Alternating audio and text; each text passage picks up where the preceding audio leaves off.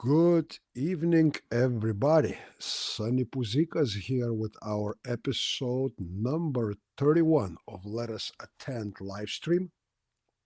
And today we have a very interesting guest. I'm guessing and I'm assuming that we will have quite a eventful discussion and interview with Mr. Rob Pincus. But before we go there, before I bring Rob on, let me do a quick shout out to our sponsors. First and foremost, Ammo Supply Warehouse. For those of you looking for freedom seats, that is the place to get it. AmmoSupplyWarehouse.com. Second sponsor of our show is Iron Pig Armament. For obvious reasons, this being a live stream, I cannot show you the product, yet the name Iron Pig Armament should be self-explanatory, so that should not be an issue. Take a look at it, check it out. Prices are good, product is amazing. And last but not least is a side gig from my better half, from my wife Megan, and that is for the Honey Badger body sprays. You can find them on our website, sunnypuzikas.com. All right, guys, you let me know. It shows that it's loud and clear, so that means everything should be good. And without any further ado, I'm going to bring in our guest for this episode, Mr. Rob Pincus. Hello, Rob. How are you doing, sir? Pretty good. How are you, sir? Oh, I can't complain. Just ran into my studio about 5 minutes ago or 7 minutes ago, straight from church. So, yeah, doing things. And you told me earlier in the day that you're going to be doing this from the factory, correct? Yeah. I did come in late today. We've been dealing with more snow than we should have here in Western North Carolina. So I stayed at the homestead today and took care of some things there and came in late. Got it. Yeah, well, we didn't have much of a snow here in East Texas, but we had significant amount of ice. Fortunately, by now it all has melted, so we're good to go. It was almost we had the ice last week, so yeah, we it, had to it deal was with that. almost 70 degrees today. Not to make feel Nice. anyone bad or whatnot, but it is what it is. All right. Well, for my audience, most of you should, at least in my estimation, should be familiar with the name of Rob Pincus.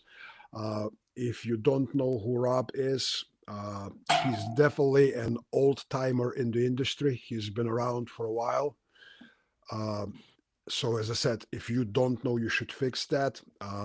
At the bottom here, it's scrolling number of websites affiliated, associated with Mr. Pincus.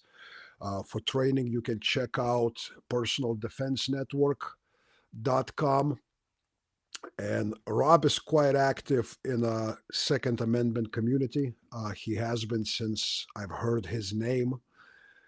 And he also is involved with a specialty product that, due to this being live stream, we can't quite demonstrate it or show all the details of it. But you'll get the idea once you go to avidityarms.com, and we'll ask Rob.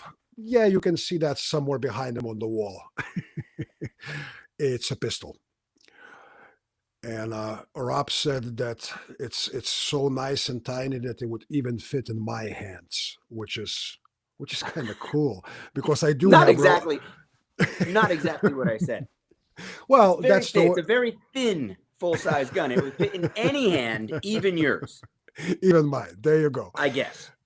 Yes, well, if you remember last time we met in person, it was actually at the SHOT Show, and I don't remember if it was 7 or 8 years ago. You had a prototype. Yeah. So I have held it in my arms, and it did fit, to the best of my recollection. So there you go. But me and Rob, I reached out to Rob after some events here lately, specifically events in Minneapolis, because I saw on through social media channels that Rob was not holding back, and he was, so to speak, not dancing to the drum of this side or that side. The man had his opinion, and those of you who don't know me and Rob, how would I say it, Rob? We don't always see eye to eye on many things, whether it's training, methodology or approach, or safety issues, or other things.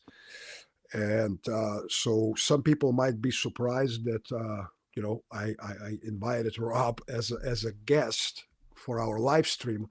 But here's where it hits me. You know, people that I may disagree on 80% of anything related to training or what I do or whatnot, but they maintain moral integrity. They don't play a party music. They don't jump on this side because we are pro Second Amendment, because we are gun people, because we sometimes, some of us even train law enforcement or whatnot. And at the same time, they're not afraid to express that opinion, sometimes possibly to the detriment of, maybe even possibly their business. And to me, things like that, it's not like I need to be impressed or whatnot, but to me speaks volumes. So that is one of the reasons why I wanted to have Rob as a guest.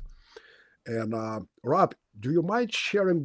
We will talk about your other endeavors in training and Second Amendment and mental health, suicide prevention, things that you involved with. But first, I wanted to ask you how and why did you decide to, so to speak, to be outspoken about specifically what happened in Minneapolis with the first event and then the second event? I appreciate that. I think we probably have more in common than a lot of people, maybe even you and I both would believe. It's based on a shallow glance over, what we put out in social media. Yeah. But we'll find out maybe over the next hour or so. As far as the events in Minneapolis, I do a lot of media commentary and obviously a lot of education. A lot of stuff comes out publicly in social media, and there's a lot of stuff, just like I'm sure with you, that happens, on the range or in the classroom, in the instructor development behind closed doors. Most of the work that I do with armed professionals, law enforcement, military, whatever, is more the behind the closed door stuff, but everybody knows that I do it. Everybody also obviously knows that let's say since the late 2000s, I've really pivoted my business and educational focus to armed citizens, but I still do the law enforcement stuff more than the military in the background. So I look at these things through a lens of, and I get invites from the media to come comment on these things a lot, and I look at them through the lens of the educator, right? Like, first, is that what I would have trained someone to do? And in both of these cases, we're talking about well, in the second case with Preddy, we're talking about an armed civilian and law enforcement. In the good shooting, the woman in the SUV, it's really, she's not armed. She's not looking for a confrontation. She's not doing any self-defense or anything like that. So she's kind of irrelevant to me. I'm looking at what the officers are doing and saying, is this what I would train them to do? Is this what I would want officers or armed individuals I've trained to do or to have done? And maybe most importantly, like, what would I say to the next group of law enforcement officers or the next armed citizen that I have to educate in any kind of preparation for what I've just witnessed, what I've seen in the video? And especially in the actions of the agents, and not just in those two incidents, but repeatedly over the last many months, and especially the last many weeks in Minneapolis, I'm just seeing answers no, no, no, no, and thinking these are training videos of what not to do. It's hard to call them tactics, bad tactics, complete lack of coordination amongst the agents and officers on scenes, no clear control of a scene or even attempt to establish control of a scene by a supervisory individual, and really sloppy techniques. So whether the technique is a takedown, the technique is crowd control, the technique is vehicle interdiction, the technique is vehicle extraction. Hell, even the shooting, that what we're seeing of the shooting doesn't even look like always good technique, right? And I think one of the areas you and I probably agree on is technique. Skill application is going to be a lot different in a real fight maybe than a lot of people think it's going to look like on the range, or they try to make it look on the range. But even at that point, the weapons handling is just looking sloppy. I saw some video, an example just yesterday came up, or maybe it was this morning came up, like a guy attempting to make entry into a business, carrying his pistol down at his side as he rushes up alone while the rest of his guys are still back at the vehicle. And he's like knocking on a glass door with his gun in his hand. And I'm like, what is even happening here? So I'm very frustrated, you know, as a former law enforcement guy and as a trainer of law enforcement, that at that simple basic level, the responsibility that comes with having a gun, having flashy lights, having a badge, going out to do a job, that we're not seeing more universal criticism from their leadership or from our training community of what's happening in the streets. And then you've got the political baggage, of why it's gotten so out of control, in my opinion, on top of it. And then you sprinkle in a little hypocrisy from the Second Amendment community, too much of which has its head up Trump's ass most of the time, to call out bad actors when they're being bad actors. So that hypocrisy really hit home on the Preddy incident, with the fact that he had a gun, and so many people were all of a sudden are like, well, he should have known better. I even reposted a video that I put out during the COVID protests that, talking about avoiding our responsibility as responsibly armed people to avoid getting caught up in something during civil unrest. I think Preddy made mistakes, but at the same time, he's the civilian. He's the guy that's just caught up in the emotion of it. The professionals on the other side of that event are supposed to behave better. And that's the thing that I was talking to many of my friends and students and colleagues. I go, you can always say, even within the family, right? You're having an argument with your spouse or whatnot. Somebody has to be an adult within that argument or a fight or a conflict. And I believe in situations like that, the gravity to be an adult falls on the professionals. Absolutely. That absolutely. Not on the dude who brought the gun to a protest. I mean, one and only time that I carried openly was in Dallas during COVID, when they tried to close certain business, and a bunch of people showed up to basically say no to closure of that business. And the lady who owned that business, she's now a congresswoman in the state of Texas. You probably remember it was pretty loud thing about not the barber shop, but the beauty shop in Dallas. A beauty, yeah. No, I remember. I was running around like with the Reopen Colorado events, and I opened up a range just outside of New York City against the governor's orders. Like I thought she was outstanding. Like any business that was saying, "Hey, look, fine us, whatever. We're going to be open. We feel like we're putting protocols in place to make us and our customers safe." The idea that the florist had to shut down, but in the same strip mall, Walmart could have 500 people in it selling flowers, was ridiculous. Yeah, I mean, again, we can talk there about was intellectual dishonesty all around. Absolutely. And the scary thing about intellectual dishonesty, when people intellectually dishonest, I don't think they can be morally on a solid ground. Because when you start lying to yourself and making excuses, well, it depends, during those protests it was different, but no, First Amendment and Second Amendment, in my opinion, are absolutes. There is no gray area. There is no something that, well, depending on which political spectrum, whether you blue or you red, that determines whether you rightfully carrying a firearm or it's not the righteous thing to do. So, whatever people say about Mr. Preddy, whatever his last name was, God rest his soul, he lawfully carried a firearm. And, contrary to what our administration officials initially say, that he brandished, that he was planning to do some kind of a mass shooting, all this other bullshit that were being fed, by really high-placed people that I actually used to somewhat even like at some point prior to elections, that I was like, seriously, dude? Well, we talk about COVID, like I was still living in Denver during the COVID thing. And my daughter and the woman I was dating at the time went up to South Dakota because they were having fire on 4th of July. They were having fireworks. They had stuff going on, it was a 4 or 5 hour drive. And I gave a lot of praise to Kristi Noem. I think she did an Yeah. incredible job of running that state. I think she's done. I mean, she has no legitimacy or credibility in her current role right now. I mean, from the pushing the car out of the snow when they were attacked story with Good, right through the and Bongino also, who has been moved out now from Minnesota. This idea that Preddy showed up to attack him. You said something about how a second ago he was lawfully carrying. One of the things that I've evolved on over the last, especially last decade, after a couple decades of doing this, I think we're probably about the same age, mid 50s, right? 56, yeah.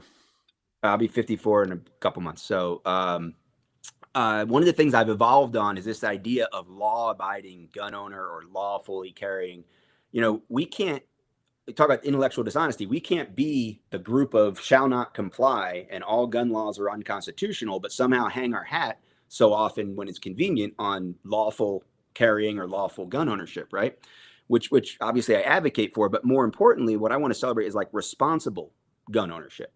Now, that's where the crux of the question with Preddy is, right? Was he being responsible in his being armed? And I would say readily, like if you look at the video of when he kicked the SUV and he's getting physically involved in a confrontation, I think that was incredibly irresponsible and reckless. And he was lucky to get out of that one, let's say, unscathed.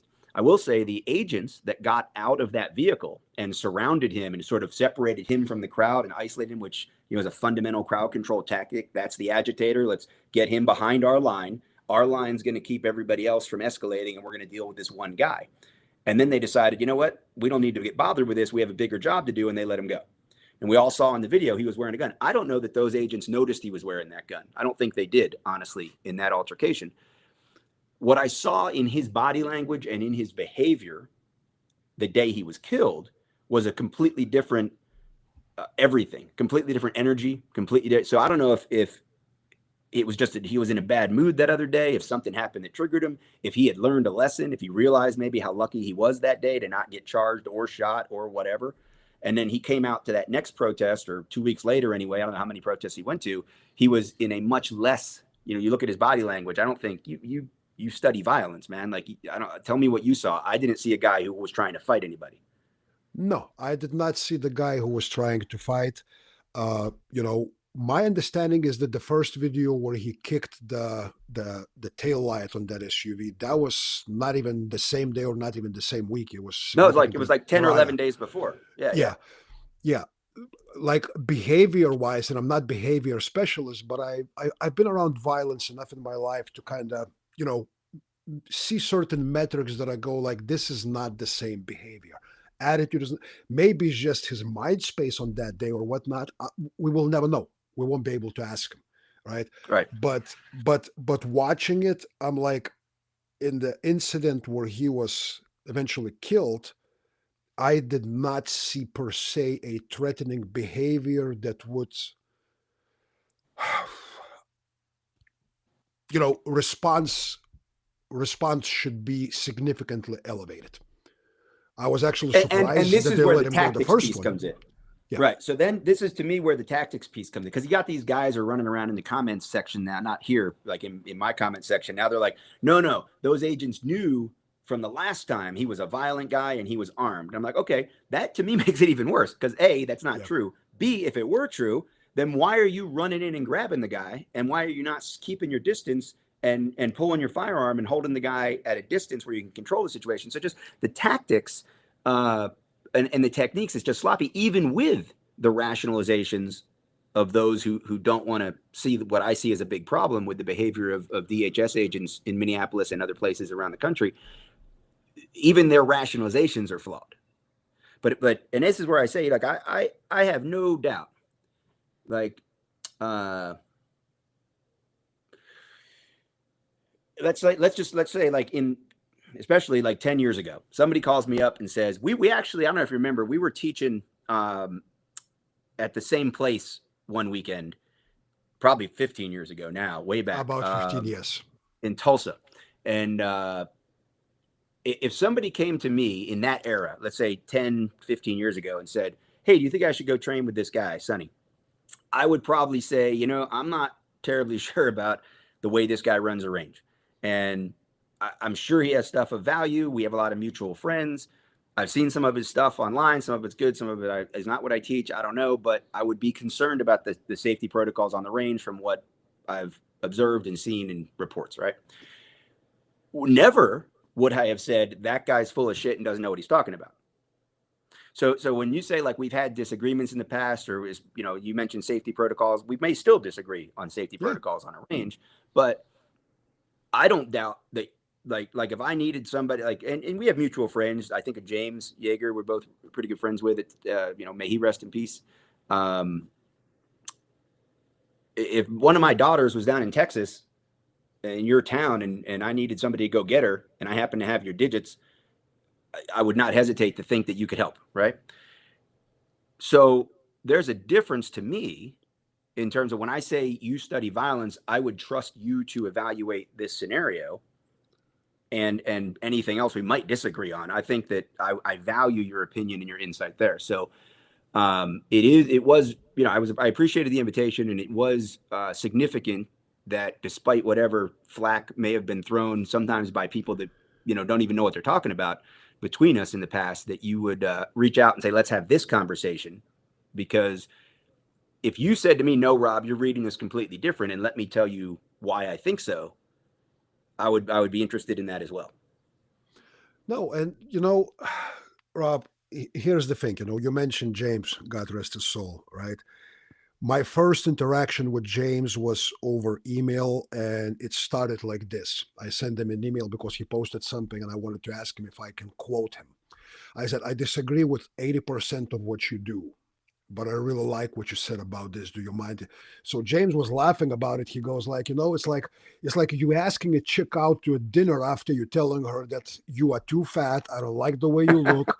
You dress like shit, and I don't even like how you smell. But would you mind going to dinner with me? James goes like, that's some really bad bedside manners. Speaking of James, one of his instructors, Lewis here, he said, Rob heading to outlaw side. Heck yeah. Lewis told me a story about sharing once some bourbon with you on the range. So yeah, that may have happened. You know, I have this concept, and so I ran a training center in Colorado for many years, right? And we had this bookshelf, and we ran a lot of we had 360-degree force on force, you know, rooms and all that. So we would do a lot of solo runs for our extreme close quarters tactics and extreme close quarters counter ambush stuff, where we tried to get guys who were really highly trained off balance and then make them fight out of this ambush situation, right? So a lot of solo runs before we did team integrated runs at that time, which meant a lot of potential downtime. So if I didn't have like an assistant instructor to keep, and also sometimes I find value in the downtime so people can process the experience or whatever. So it's not always like we got to fill every minute for the students. If they weren't on a range, they weren't in a classroom, they would be sitting in this lobby we had, and there was this one, I had a bunch of books out there, and one shelf was like Rob's recommended books. And you know, if you don't want to read anything here, and you just, what does Rob want you to read? Read one of these books. So one of the books, and it might even be, oh, it is. It's actually in my office right now. Is this book was up there? No Second Place Winner, Bill Jordan. Right. I was honored to meet him, spend some time with him before he passed back in the '90s. And this book was one of the books on the shelves. And if you go through this book, you will find that about 97% of the stuff on here is antithetical when he's talking about training and he's talking about skill development, even the techniques that he has pictures of and he talks about.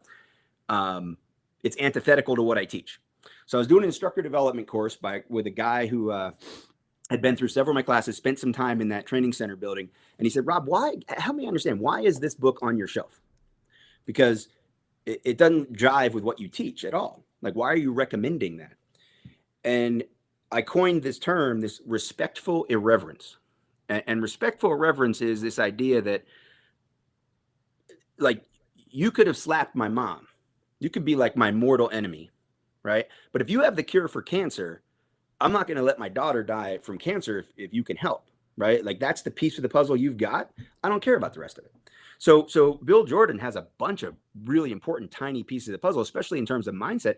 But he was writing from like compared to what we know now with dash camera videos, surveillance camera videos, high level reality based training, force on force training, all the way the training community has exploded and all the minds and brains working on solving these problems, he was like just in complete darkness. Like he was like in, you know, the cave allegory, right? Like he was the guy looking at the shadows on the wall of the cave. And now we talk about standing on the shoulders, right? So while no, I don't recommend 97% of what's in this book, understanding how he got there and what he was saying and what he experienced, and you know his contributions to firearm evolution with the Smith and Wesson Model 19 and holster design and all that, like that's important stuff. And so when you said something earlier about you know, us coming together at the intro, that was what was on my mind, was this concept of respectful irreverence. I don't care what else somebody does. If there's something of value or something of wisdom or there's something they can offer, let's celebrate that. Doesn't mean we have to drink together, doesn't mean we have to be friends, but let's not just throw the baby out with the bathwater kind of stuff. I hear you, man. And as I said, I love, you know, I like the term that you use, respectful irreverence. You know, it's interesting you mentioned that because I sometimes refer to my wife as beneficial adversary. You know, and Yeah, yeah, I know it's yeah. We kind of need people to push us. We need people to keep us humble, especially, you know, when they know that we're full of shit sometimes. Like you know, if they're living in the house with us.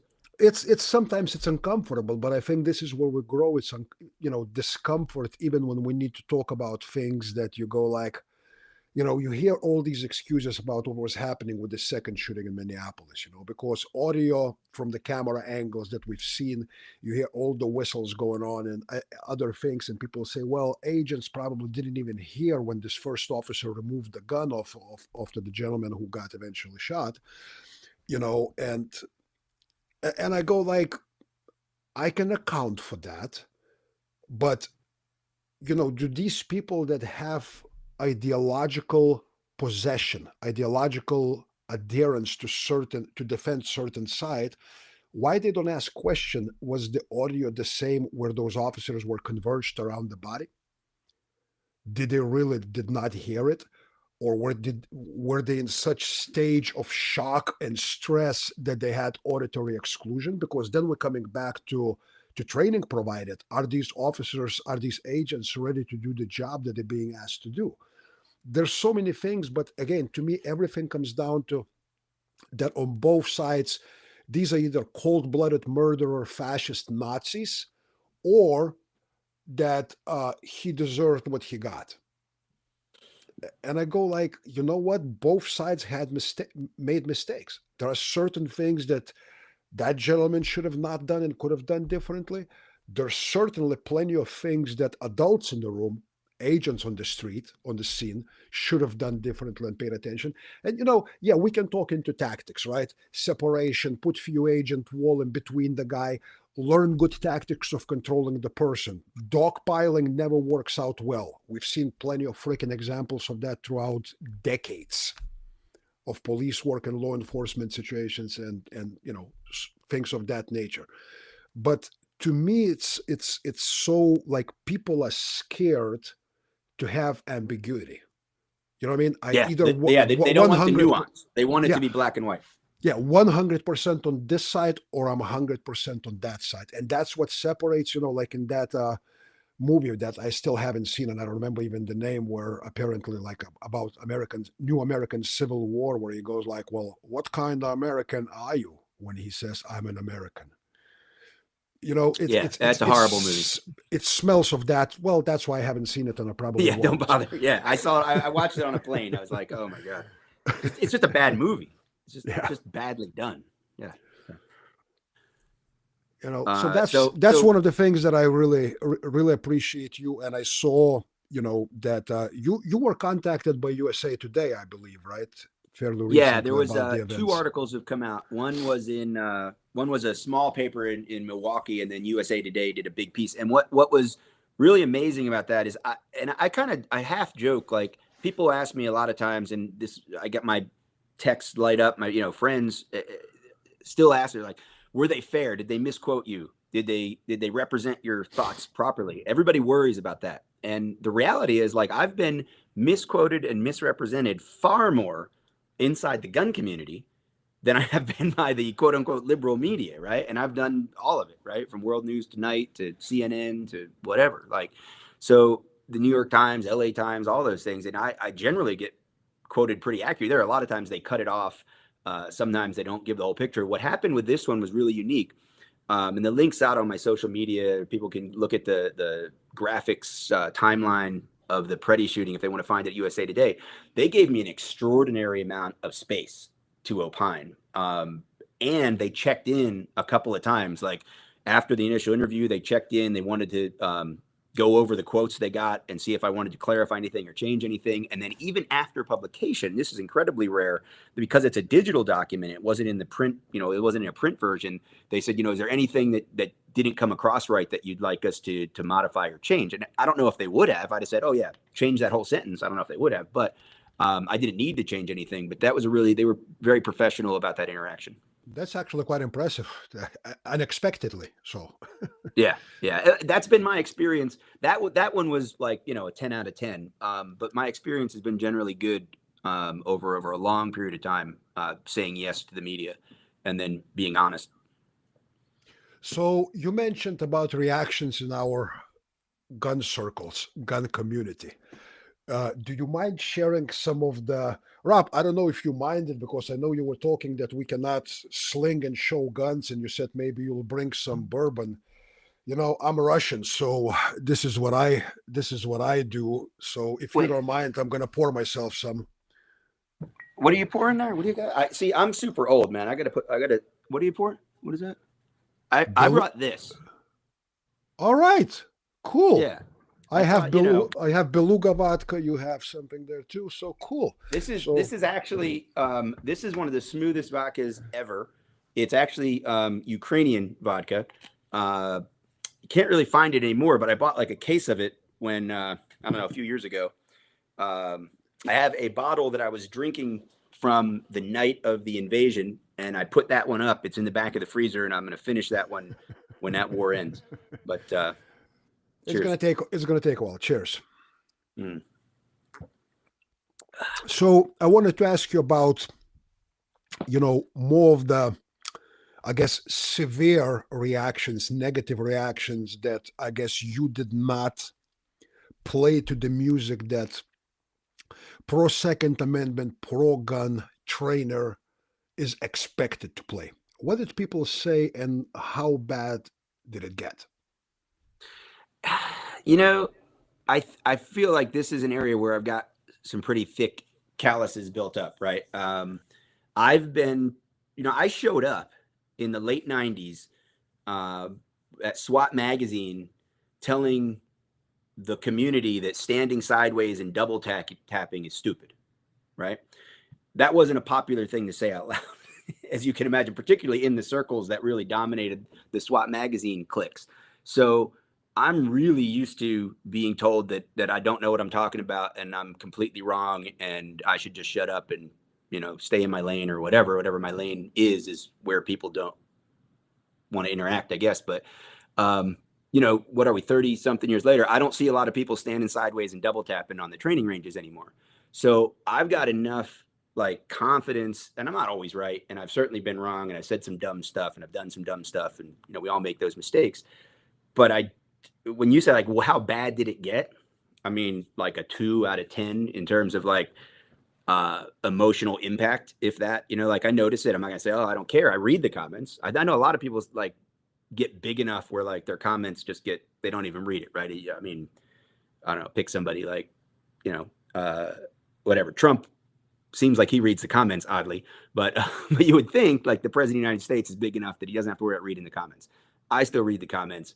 I get annoyed by some of them. I engage with a lot of them. There used to be a breakfast, the AmmoLand blog online thing. I used to write there a lot more than I have recently. And they'd have a writer's breakfast every year. And it just became the running joke. Remember, don't engage people in the comments, except for Pincus, who seems to think it's a sport. So I'm used to the critics. I'm used to the attacks. I'm used to the ad hominems, and somebody's going to say I have no reason to comment because I wasn't a cop long enough, or somebody's going to come in and say, well, how long were you a cop, and how many violent riot protesters did you have to deal with? And I've learned that the answer is I wasn't a cop long enough, and I didn't deal with enough of those incidents to change your mind about anything I've said. Like if you're asking that question, I could surprise you know what, 28 years and 575, and you'd be like, oh, that's not enough. Why are you even bothering? So I let a lot of that just kind of run away emotionally, but intellectually, I sometimes like to engage. And I tell people most of the time when you see me engaging with someone in the comments, it's probably for the readers and not for them. Maybe there's a genuine question I have, like, it's like, do you really think that? Or maybe you misunderstood me. But a lot of times I'm sparring, intellectually just to reveal the flaw in the logic, or to say, to refute something that's just so incredibly flawed or wrong, factually wrong, that it can't stand. Like that cannot stand, man. Like you have to push back against that. And I know that I get a lot of PMs, I get a lot of, back messages, I get a lot of texts, I get emails. Really appreciate what you're doing. Thanks for taking a stand. Man, I can't believe you put up with all this. Why do you do that? And I went through a phase maybe 5-10 years ago, especially with like the whole NRA blow up, when I got very involved in like the need Yeah. to reform the NRA. I really did start pushing back, like, hey man, I appreciate the note, but it would do me a lot more good to see it in the comments. Or you share like, if you believe in this, why aren't you speaking up? And then I've just learned to give up on that too. People are going to come to that on their own, and I take the private cheerleading for what it's worth. Every once in a while, I get something like this, a public, good job. Let's chat more about it. I appreciate what you said, which is always nice. Um, the most frustrating things in the comments are just the factual lies, and sometimes it's willful ignorance, sometimes it's just propaganda. But somebody who's going to say, man, he attacked those agents, how can you stand up for that? Or she tried to kill that agent with her car. Like how can you not be on the side of law enforcement? You're a traitor to every brother in arms you ever claimed. That kind of that's just annoying and frustrating. So those are the ones that probably uh would be, if I were like a different mentality, would be the ones that make me think it's not worth it. But here I am, still doing it 30 years later, right? Well, Rob, as far as worth it, not worth it, the way I look at it is like this. If there's 2,000 people that say that you full of shit and you a traitor and you are this and that, but 5 people maybe they don't change their mind, but they start thinking, it's worth it.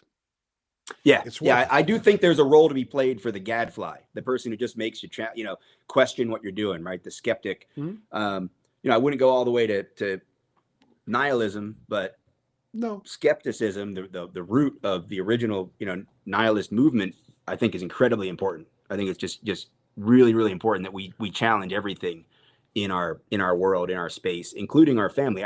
You said something about like the the fight that happens even in the family is important. I think it's more important.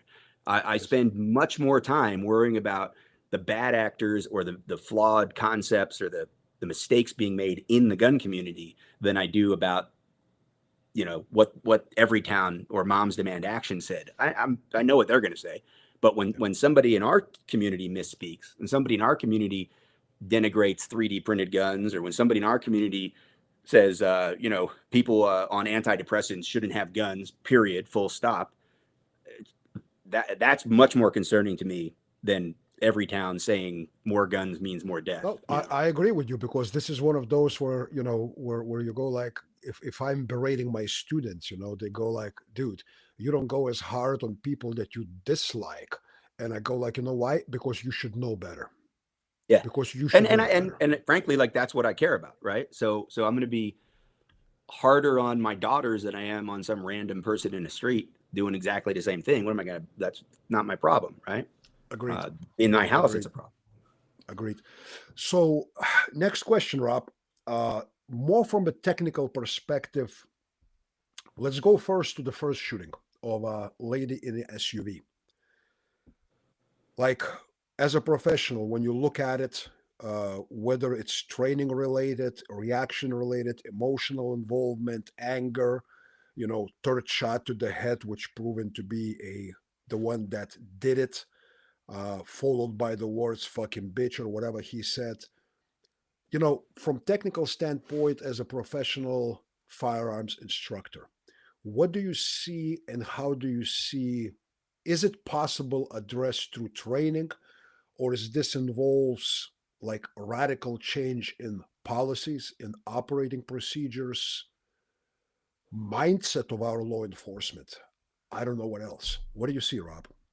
I I don't see a flawed application of any trained technique or tactic, right? I just see failure to employ valid tactics or techniques. And, there's a lot flying around about officers being out there that have only had, 40 some days of training or whatever, or previous law enforcement experience guys being sent directly to field offices without going to FLETC and getting any training.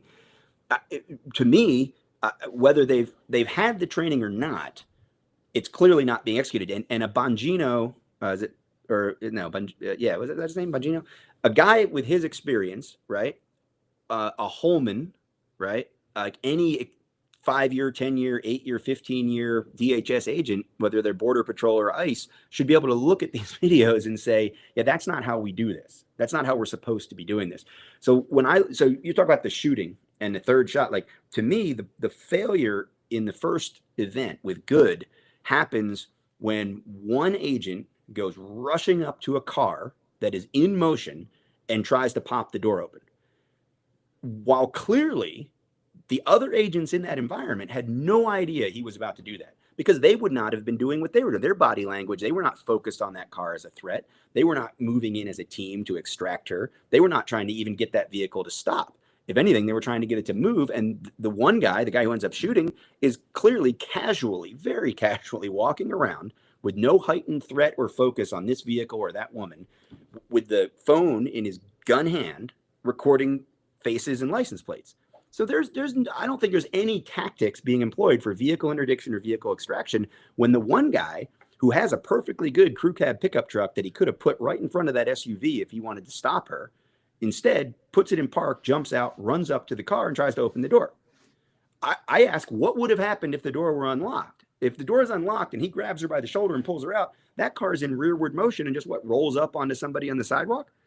But that's where that thing fell apart. So at that moment, he starts yelling. Now it gets animated. All of a sudden, the guy with the phone says, "Oh, this is more real than I thought it was," and I'm in front of the car. He at some point switches hands. She starts doing a 3-point turn. Clearly, he was able to get out of the way of the vehicle. When you talk about tactics, and so yeah, I think the shoot was bad. I don't know that it was unlawful or against regulations in some articulable way, right? When I was a cop, I did a bunch of dumb stuff, and I did a bunch of things also that were articulably okay, that I would never do, that I look back on and think shouldn't have done, and that I would not advise officers in the future to do or train people to do today. So whether something is like lawful but awful is this phrase I keep seeing, I don't care. Once again, let's go back to what I said before. I'm worried about responsibility and accountability, not legalese and technicalities. So I'm worried about how that situation escalated to get to the point of that guy perceiving, I think understandably, perceiving a threat based on his prior training and experience. So you talk about reasonableness. Is he going to get cleared in the use of force? Probably. If there's a thorough investigation. Does that make it okay? No, I think it makes it a mistake that we can learn from. And I've asked the question very, very publicly now, are we even saying the right things to suggest that shooting at close quarters, 30 feet or less, that shooting at the driver of a vehicle coming at us is in any way a good use of time, resources, mental or physical activity? I don't think so. Right. And I say that as one of my best friends, a guy who I was, running partners with when I was in full-time law enforcement. I just went to his retirement party a few years ago. He had to shoot somebody through a windshield. And I believe that his perception was he had to shoot somebody through that windshield and he had to stop that attack. I don't know that he would have been better off just moving. I don't know. I think you teach a lot of movement in your classes. And, we don't teach people on day one. We've got people moving offline as they're drawing, moving offline as they're reloading. We get made fun of. Oh, you got guys doing a pee-pee dance, I think is what one of the old timers called it. Right. They're moving back and forth. Well, I got a line of 15 people. I'm not going to have them run up and down the range, so they can only go back and forth in a couple bodies width, but I'm teaching them to move their feet while they're drawing and while they're reloading. So it's the best we can do, right? It's the best fake stuff we can do, right? So I saw that guy do that. He moved while he was drawing. If in his mindset he didn't have the answer to the problem is shoot the car coming at you, if the answer to the problem is get out of the way of the car coming at me, maybe those shots never get fired. I don't think the guy wanted to kill that woman. I don't think he woke up that morning wanting to shoot somebody. And apparently he's an experienced officer. Agreed. So I don't know. That's my breakdown of that one. Agreed. I really don't have much to add. You know, you're right. I do teach a lot of movement. Actually, it's primary thing that I teach. My belief, if there is a, you know, ballistic exchange that is unfolding and happening, not being shot or hit, or at least becoming harder target to track, engage, and hit, is more important than shooting.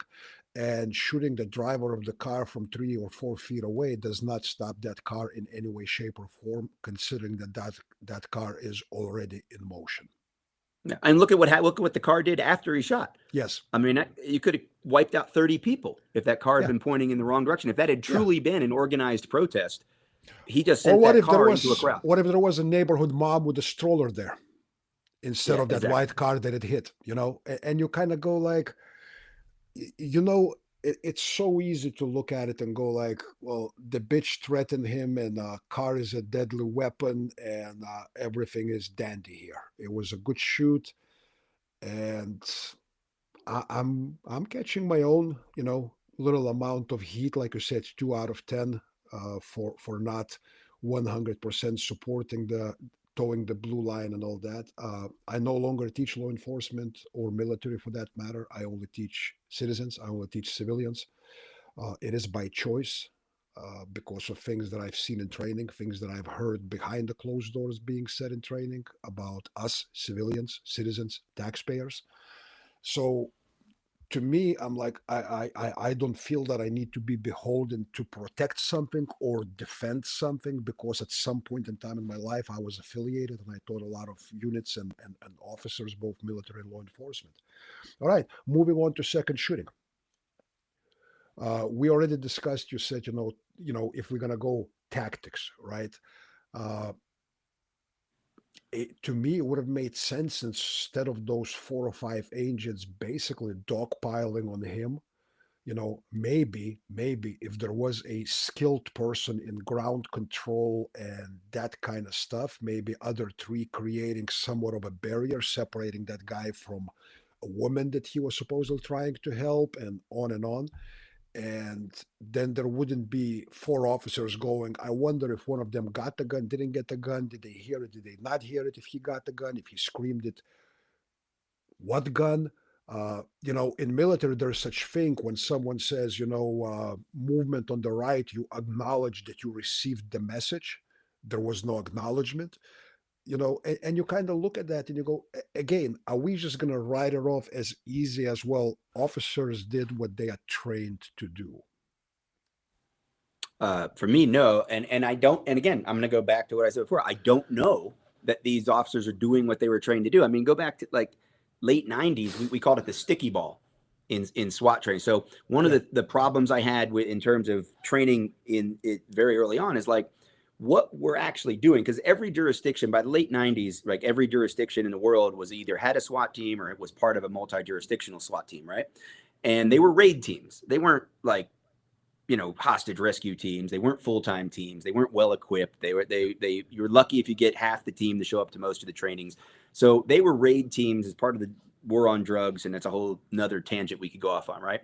But what those teams were doing in training far too often, you go into a shoot house and you go in and you end up either shooting somebody or finding a stalemate and calling in a negotiator. Like that was kind of like 99% of the time. Yeah. What happens 99% of the time in the real world is you don't shoot anybody. You don't have a hostage negotiator or a barricaded subject, and you end up tackling people, pushing people, grabbing people, getting the mom out of the way, get down, and grabbing the son that's trying to run out the back door. And it's a melee. It's a mess, right?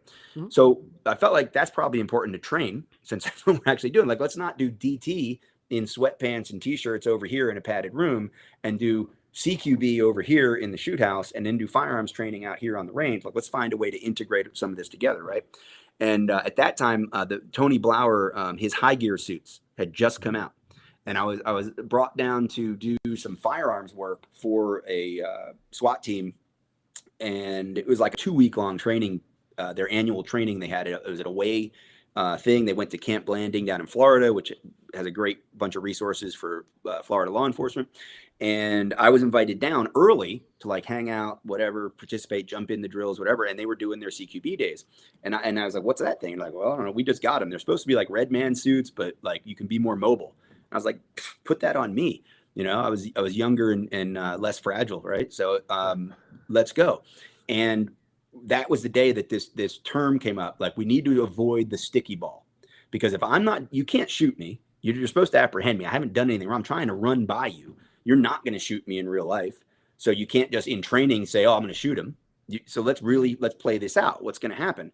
And if you got 5 SWAT guys in one small room, all trying to grab me in a high gear suit, like, we're breaking a sweat, we're working, we're training, we're getting bruises, right? All that macho ego stuff. But are we really learning anything? So working on the discipline of a 2-man takedown structure, of a contact officer and a command officer, of somebody go low, somebody go high, everybody else, turn around, because unless somebody calls for help, maybe that next corridor or that next doorway is what we need to be worried about, not having 5 guys trying to get into a 2-man room, piling on one dude who happens to be pushing you, right?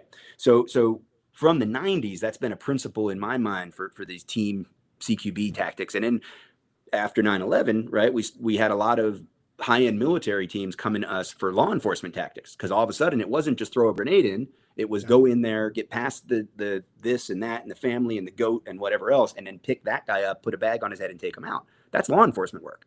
Vehicle interdiction, that's law enforcement. So luckily the government had enough sense to send some of these higher level guys to the private sector for the latest, greatest law enforcement interdiction techniques. And luckily I was running that extreme close quarters tactics class that they found value in, and it gave me a great opportunity to continue to evolve this idea.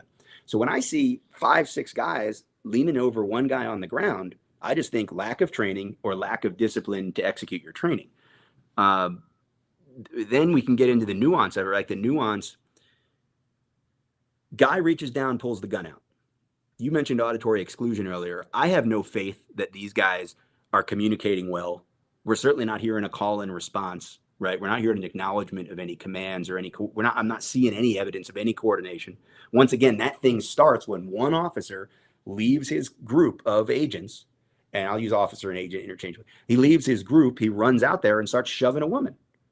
And then a second guy's like, hey, what's Bill doing? And he runs over there with some pepper spray. But that wasn't coordinated. That wasn't tactics. That wasn't training. That wasn't crowd control. That looked like one guy who got annoyed with these women and started shoving people. And then I think what happened, if I'm reading the body language right, is Preddy gets sucked in, right? He didn't have that mental discipline to say, I'm going out there armed today. I need to avoid physical contact. I need to stay 20 feet, 30 feet, 50 feet away, because I have a gun on and I'm not going to escalate this.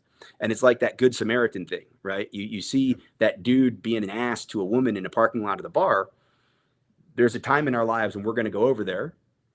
There's a time in our lives when we're going to stay away and talk. There's a time in our lives when we're going to stay out of the reach, maybe put a car between us, but make sure that we're making eye contact and people know that they're being watched, right? There's all kinds of things you can do. But if you've made the choice that day to go to Walmart with a gun on, now going and interjecting yourself into that situation, unless you're really coming to the lethal, the life and death defense with potentially using lethal force of that woman or man, whoever the victim is, you're making a really dumb decision and you're getting sucked in emotionally.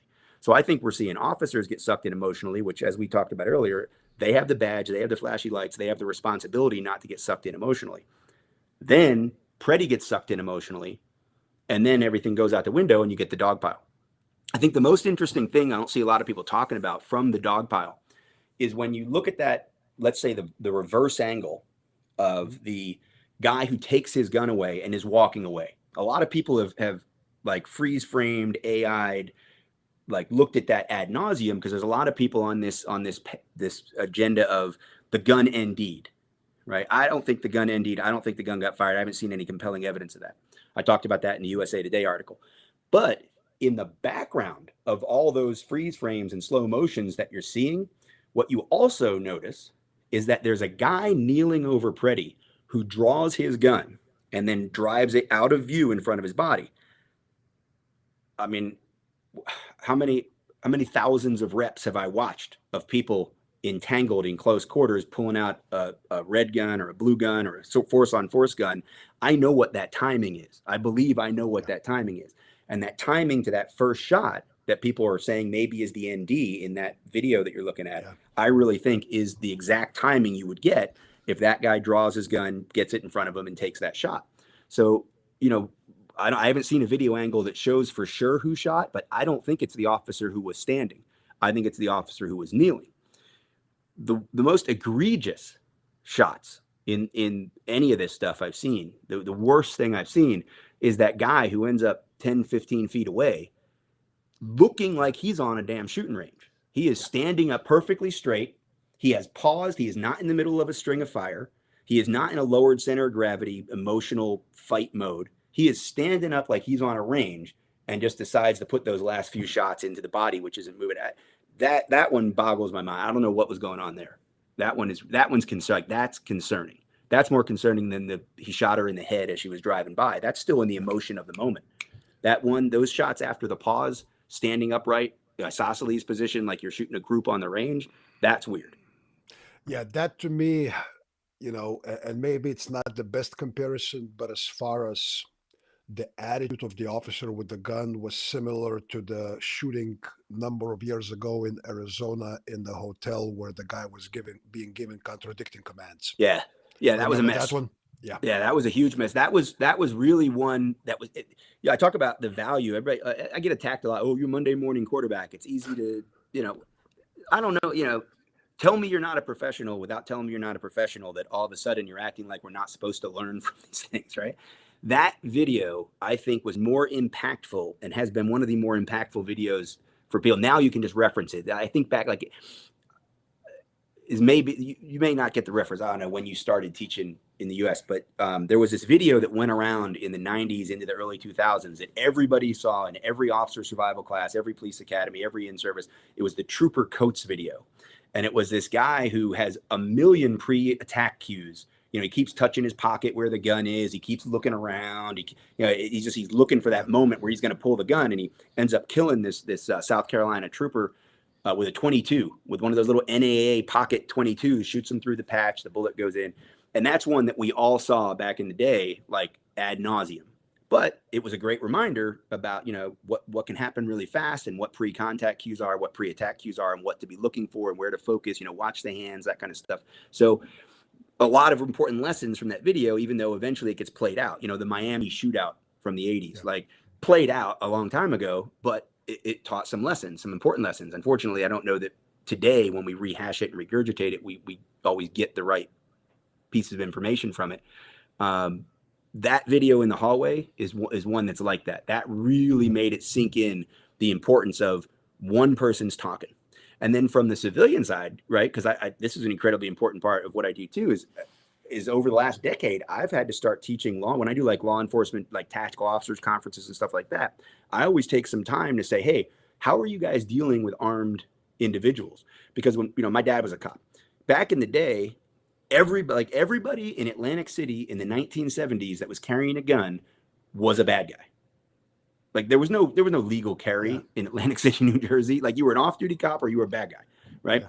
So in his mind, and in his era of law enforcement, which by the way, those were the instructors when I went into law enforcement, we were taught everybody with a gun is a bad guy until proven otherwise, right? That's not the case. It's just not the case in 2026 in America at all. It's not even close. So the law enforcement has had to evolve the techniques, the tactics, the mindset for understanding there's plenty of reasonably and responsibly armed people out there in the world. And not everybody with a gun is a bad guy, and not everybody with a gun can be treated as a bad guy, right? So teaching civilians how to interact with law enforcement is one thing, and that video is also helpful there. It's like, if you aren't clear on what the commands are, don't do anything. Yes. Now, what I just described with the Preddy shooting might, refute this, but generally speaking, if you do nothing, you're not going to get shot. If you move slowly, you're not going to get shot. The problem is if somebody says, show me your hands, and you're looking right at me and you're saying, show me your hands, my hands are down here in my pocket or whatever, and I do this really fast, that other officer might think I'm pulling a gun out because it's the same damn motion. When my elbows come away from my body and my hands start moving up, that could be an attack. as much as it There could be a was surrender. there was a So case move in Salt slow. Lake City. Yeah, absolutely. With all the Diallo shooting in New York, Yeah, right? Here's yeah, okay. Here's my wallet. Here's my ID, and yeah. you get blown away. So the idea is like teaching both sides how to interact better is really like one of the things I think that I might do more often, let's say over the last 10, 15 years than a lot of other instructors, because they do, most of us tend to kind of go one way or the other. We're teaching armed professionals or we're teaching civilians, and then there's a whole other group of people that teach, cosplayers in full kit, like, but it's like, but the mindset, right? I think that's one of the areas that I have maybe that's a little bit more unique is I do, from day to day, go back and forth teaching the same side or two different sides of the same coin when it comes to this interacting with law enforcement. Cool, man. I appreciate your perspective, and it's like we were laughing. We probably agree on more things that we even us ourselves, are aware of. But this is to me, this is very refreshing, specifically in our industry, because it's kind of like not that I mind being the black sheep. You can say in industry I've been a black sheep since the very beginning because of things I do, because obviously of an unfortunate event that happened 13 years ago, and and many other things. But I I'm sometimes wondering how many of these great instructors, big names, truly, you can say that gun culture celebrities. What is the reason for either silence or completely ignoring these things or refusing to address that which should be? Because to some degree, we are voices that people listen to. They come for us, they come to us for training, for competence, for advice, and they do take stock in what we say. And when 99% of the instructor cadre out there is absolutely silent, it sometimes makes me wonder how many people, regardless of their political affiliation or whatnot, they look at it and they simply in their head they go like, and I'm going to use the language, he's a pussy, he doesn't want to lose clientele. Money talks. I think I know that obviously those guys are out there, right? I absolutely have no like I've talked to them, right? I Yeah. get friends who say, I can't believe you do this. You're losing students, whatever else. I'm doing okay. Like I'm not, I'm Yeah. not I'm not hungry enough to worry about like there's a lot of students out there, right? So how Yeah. many students do I really need in a class in any given month? There's enough people out there apparently that's aren't offended by my politics or my observations that they keep showing up to class. Could I sell more books? Would I sell more pistols? Would I sell, would I have more people coming to my instructor development course if I were uh, honestly on either quote unquote side, right? Because that's a whole nother niche, right? Is the liberal friendly, like the left, the Democrat, gun instructor guy. The liberal gun club uses my material, but I don't teach with them because I don't jive with necessarily all their things. So they've got some of my certified instructors that have developed the classes for them using our programs inside of LGC. But you don't see LGC running around saying, "Oh yeah, we use Rob Pincus's methodology," because I would offend a lot of their people, right? And I don't make any money off that, right? And maybe if Yeah. I were going to lean that way, there'd be money to be made. If I were leaning this other way, there'd be money to be made. But God, that's a horrible life. Like I got to like put my head on a pillow and look in the mirror and all that stuff and explain what I did. You know, uh, I got to explain what I did to my kids or my mom or my dad. I don't know if you know this. I have a Russian fiance. We actually started dating like 20 years ago when she first came over, and we got back together a few years ago. And like she holds me accountable to dumb shit. So, so I have to be able to explain myself sometimes to include why I'm not making more money or why I'm not filling a class in this certain town, Yeah. or whatever. And I'm sure some of it's the politics or some of it's the opinions or whatever. But I'm too old to let that start bothering me now. I hear you, Rob. Let me ask you some questions about things that you do.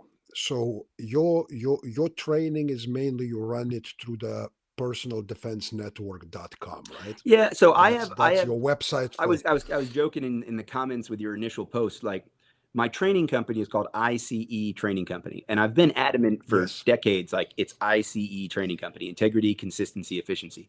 And where that came from was when the owners of the facility that was the Valhalla training facility, back in the 2000s, to the late 2000s, when they started kind of infighting about the future of their family business, and it resulted in us needing to shut the training center down. Well, in the background, I had a consulting company that did, executive protection, security stuff, as well as training stuff. And some of my financial revenue came through this LLC that was ICE LLC. So integrity, consistency, efficiency Mhm. was the acronym and the name of that company. So when Valhalla Training Center ceased to exist, all of a sudden I was like left without a brand. I had contracts with the SEALs, contracts with the Army, contracts all over the place. I ended up renting ranges out at the Navy hosted the classes, but for the Army classes, I ended up I moved back to Virginia Beach and had to do rental ranges at what was Blackwater. At that time it was US Training Center, Yeah. but I didn't have a company name, right? So I just said ICE Training Company.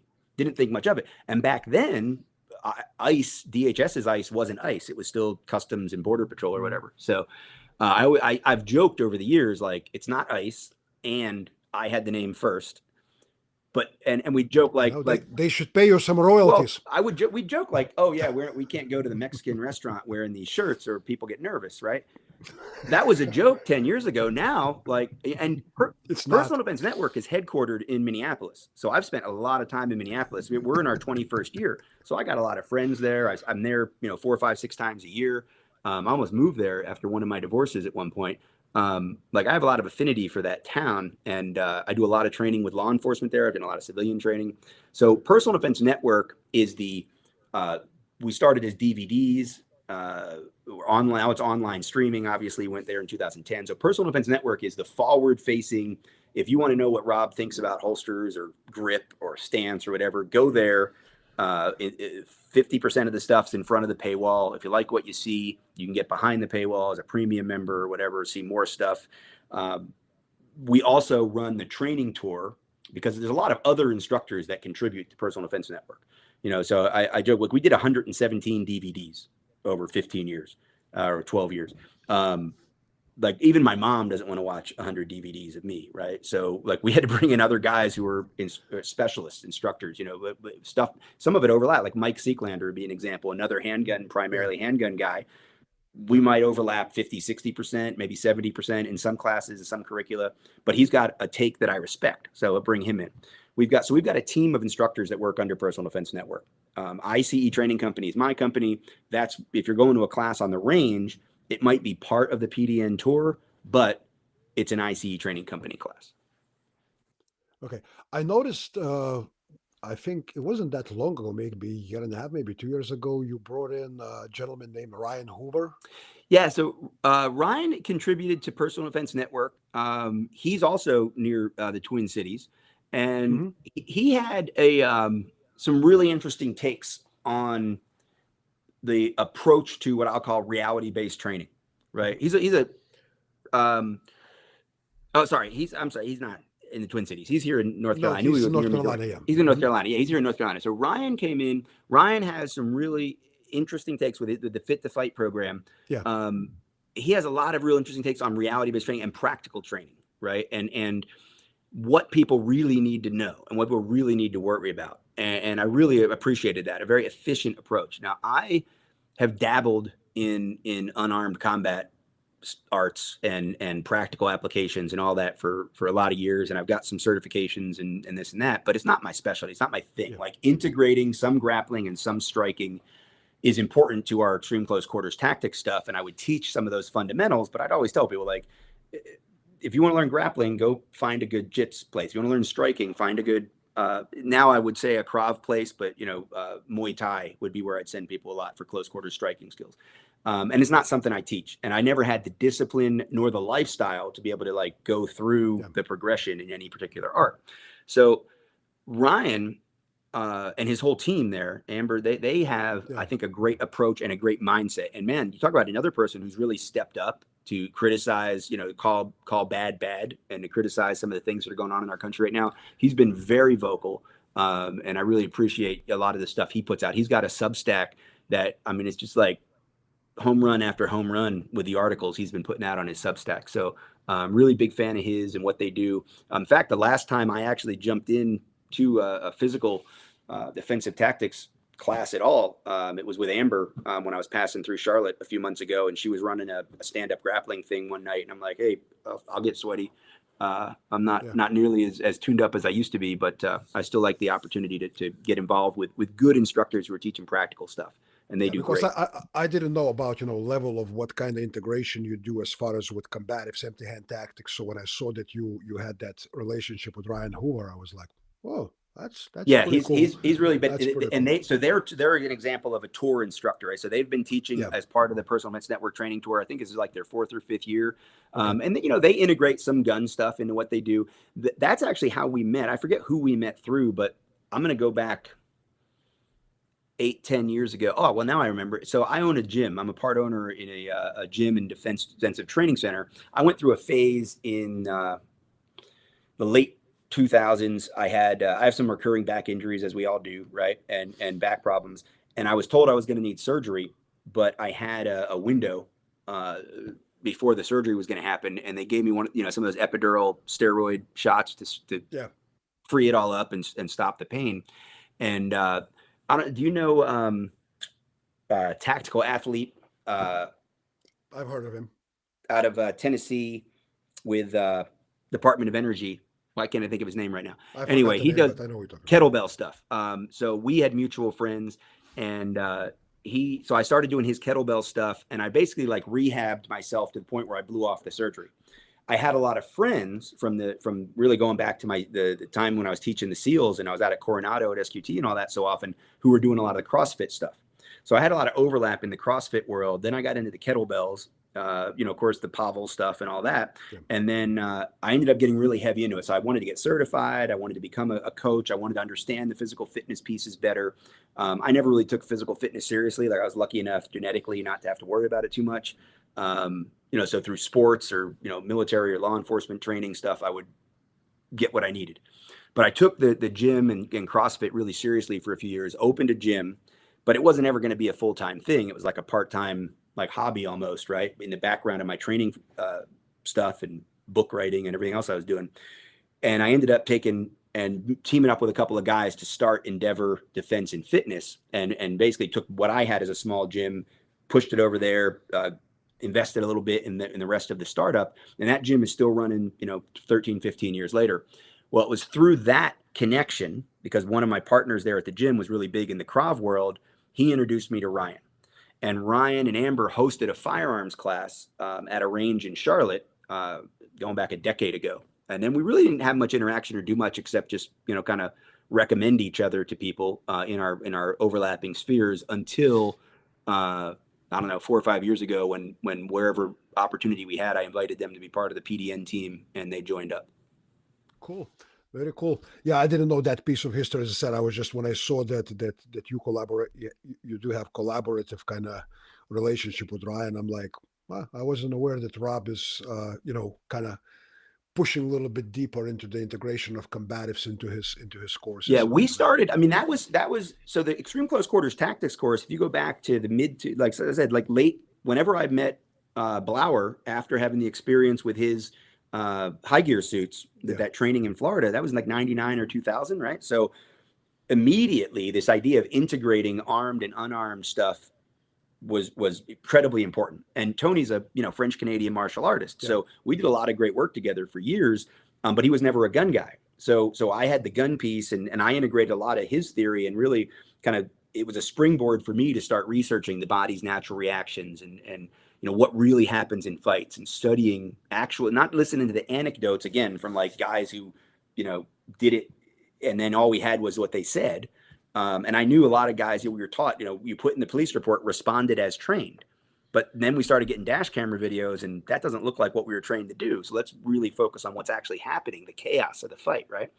So that integration became incredibly important. And that extreme close quarters tactics class was the backbone of what I was doing at Valhalla. So the history there is when 10th group, after 9/11, everything gets kind of super, super high operational tempo. Again, the government's reaching out to the private sector for different training specialties. They wanted to use my building. So the Rand Corporation had done this white paper and said that our building was one of the most advanced close quarters training centers in the private sector available to the government for use. Well, they thought they were going to rent the building, and I was cocky and, confident. And I said, well, I'm not in a building renting business, guys. Like, I'm running classes, I'm teaching people stuff, but I respect the mission and what you guys are doing. How about this? Send me a couple guys, let them take this extreme close quarters class I'm doing in a couple weeks. Don't send me like the brand new guys, and don't send me the jaded old guys. Like, send me real guys, right? I didn't even know what to ask for then, but what I wanted was experienced team sergeants, and luckily that's what they sent me. And I said, if the class is of no value, I want to know why. I want to make it better. And then we'll talk about renting the building. If the class is of value, we can still talk about you guys renting the building, do whatever you do. But I'd also love to provide this training to your teams pre-deployment if it's of value. And the rest is history. I mean, 6-7 months later, we had 60-something Green Berets. We had full companies coming for 5 days training, where they were running some of the training, I was running some of the training, and I was bringing in specialists for vehicle interdiction or medical stuff or whatever, on some of the unarmed stuff. So that integration is really what helped me get established as having something to offer, I think, in the community. And then, like I said, eventually that turned into, as the concealed carry wave swept across the country, as more and more people were looking for training in the private sector, I just flipped the switch to, I really want to focus on serving that community more than chasing the big government contracts. Got it. All right. Let's ask you about Avidity Arms. When, how, and why did you kind of initiated the whole process? And I told you, and I told our audience, that about 8 years ago at the SHOT Show, I actually held a prototype in my tiny little hands, and it fit okay. And it fit okay. It's right there on the wall. So there's one on the wall. People can Yeah. go look at avidityarms.com, and that's a fancy Yes. looking one, Yes. two-tone and all that. But Yeah, because we're doing live, so this is about as much as we can show. That's it. I have one of these little trigger fidgets from Yes. from Next Level Training, right? Right. So the idea was, when and how, why and how, drinking in Germany in 2013. It was after Sandy Hook. Everybody and their brother was making money hand over fist. I was at the one of the early Enforced Tax, or EWA, that whole week, the European version of SHOT Show. Yeah. Mm-hmm. And there were a bunch of us in the gun industry sitting around in a pub drinking and kind of looking around like, why aren't we making all this AR-15 money? Everybody and their brother was selling AR-15s as fast as they could make them. And we were seeing companies spin up, and we were seeing companies that weren't doing ARs add ARs to their repertoire. And it really was just like a bunch of guys. There was like a guy who did marketing, I was the guy who did training. We had a guy who did export and import stuff. We had a guy who was into manufacturing. He actually had a factory down in Florida that was capable of doing AR-15 stuff. And, we sat there like, we should do that. We should start a gun company. And then, as fast as you have that thought, we've been through enough of these cycles. My first SHOT Show was 1997, right? I just went through my 30th one. So it's like, we've seen these spikes, and we know that by the time you spin a company up, you probably miss the wave. Now, it still wouldn't have been bad to have an AR company over the last 15 years or whatever, but that wasn't terribly interesting anyway, intellectually, to just do another AR. So the conversation ended up becoming, well, Rob, you could design a gun. Like, that's what you do. You're like the gun guy. As you know, a lot of people in the gun industry are not gun guys. So at this table, I'm definitely like the most gun guy of the people in the gun industry. So like, well, Rob, you could design a gun, and then, you have a distribution import business. You could help sell it. And then you've got this manufacturing facility. You could build it. And it was just this brainstorming napkin sketch thing that organically turned a week or two later, while sober.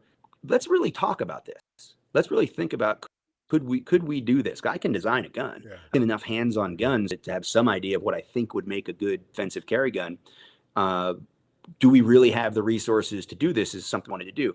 And that conversation, the napkin sketch and the outline for what I wanted the gun to be was done within a year, for sure, probably within 6-7 months. there's actually this article that I wrote back when I had an ICE training company blog that I would write. And it was, I planted in the world the specs of the gun without saying I'm designing a gun. And I said, what would the perfect defensive carry gun be? You know, this unicorn gun, what would the configuration be? What would the specs be? And ultimately, when we released the gun in 2023, I think that article I published in 2014, in 2023, when we released the gun, it was about 99% of what I had written in that article. It really was the gun I wanted to build. Unfortunately, from a marketing standpoint, it was a thinner Glock 48, and it was designed before the Glock 48 existed. But ultimately, I had to write another article around 2018 that said, you know, does the Glock kill the idea of the Vidity pistol that we were trying to build? And I just said, no, it really legitimizes it. A single stack, you know, basically full size gun that holds 10+1. If Glock's doing it, then I must not be far off the mark of a gun that would actually be valuable and usable for people. But it is thinner than the Glock 48 significantly. It's 1 inch at the widest part at the outside of the controls. The slide is 0.9 inches. So for people that are familiar with like RMSC footprint optics, those optics actually hang over a little bit on our slide. We're starting to see some optics on the sides. On the side. Yeah, just, you know, a fifth of an inch or 0.05 inches on each side, because it's a tenth of an inch difference. So it's our slide's 0.9 inches. So it's there. We're starting to see some optics now that are within the range of the slide, but basically it's a very thin gun. The gun sits very low in the hand. The ergonomics are very accommodating to small hands, but also the important metric is front to rear. It's a standard width, so it's very thin this way, right, on this non-gun. Yeah. But it's still standard width, so there's enough room that some small guns, I say they're broomsticky, right? Like a 365. It's very thin, it's very broomsticky, and you kind of lose the ability to put that second hand on the gun. So this gives you enough space that you can still get a good mating of the palm, the base of the palm of the hand on the gun. And yet the gun accommodates smaller hands because of the ergonomics and the thinness, and shorter fingers. So a lot of times, like, people are like, oh, women have small hands, guys have big hands. Well, it's just not always how it works. Some guys have big paws, but they have short thumbs, short digits, right? Some women have dainty hands, but very long spider fingers, right? So to accommodate as many human hands as possible, make a gun that's very shootable, very carryable. Like, that was the design criteria. So I claim that I'm the only instructor who has designed an original gun and brought it to market, you know, with his own company. We've all done the limited edition, you know, signature series. I've got some of the AR stuffs on the wall, and even like Bill Jordan, the book I was talking about earlier, he was very influential in the K-frame, the mid-size frame 357 Magnum back in the late 50s, early 60s, when he got convinced Smith & Wesson to do that. Cooper gets more credit than he deserves for the being involved with the Bren 10, because that gun design existed before he fell in love with it and decided to endorse it. So I claim that I'm the only instructor who's actually designed his own defensive gun and brought it to market, which I'm super proud of and excited to have done. Very cool, man. All right. So, any of you guys interested in that? AvidityArms.com. Go check it out. Do some searching, do some reading. Now, the piece itself is available in certain gun stores, or do you have like I mean, it's network? Obviously, you know, we released the gun in 2023. The industry's been really down. So we don't have a lot of shelf space. We don't have a presence in a lot of stores. We sell enough to keep the lights on as the gun company, you know. And I say, like, I was talking to a buddy of mine today, actually, and I was trying to explain to him, like, the goal for me was kind of like talk about the gym business, right? The goal for me was to learn more about physical fitness, be a better coach, understand what people needed to know, what people needed to do for functional fitness, and create this entity where people could benefit from it existing. But I didn't want to run a gym, right? Like, I didn't want to like live in one place. Back then I was still traveling like 300 days a year. So the building a successful business was on my partners, right? But starting a gym and understanding, you know, all the components of physical fitness and coaching was something I wanted to do personally. With the pistol, it's kind of like, I wanted to design a pistol. I wanted to see that pistol come to market. I wanted people to believe in it and trust it enough to carry it, to be prepared to defend themselves or others that they care about with that gun. But building a successful gun business is really a whole different thing. So luckily, I have some good partners and I have some good people that are helping with that part of the process. But at the same time, I'm keeping it moving, right? Keeping the energy there, keeping it moving forward. But I have less passion about building the next Glock in Inc. or the next Beretta. And if the gun company's still here in 500 years, that's amazing. But bringing the gun to market was the goal. So hopefully we've got some prototypes actually.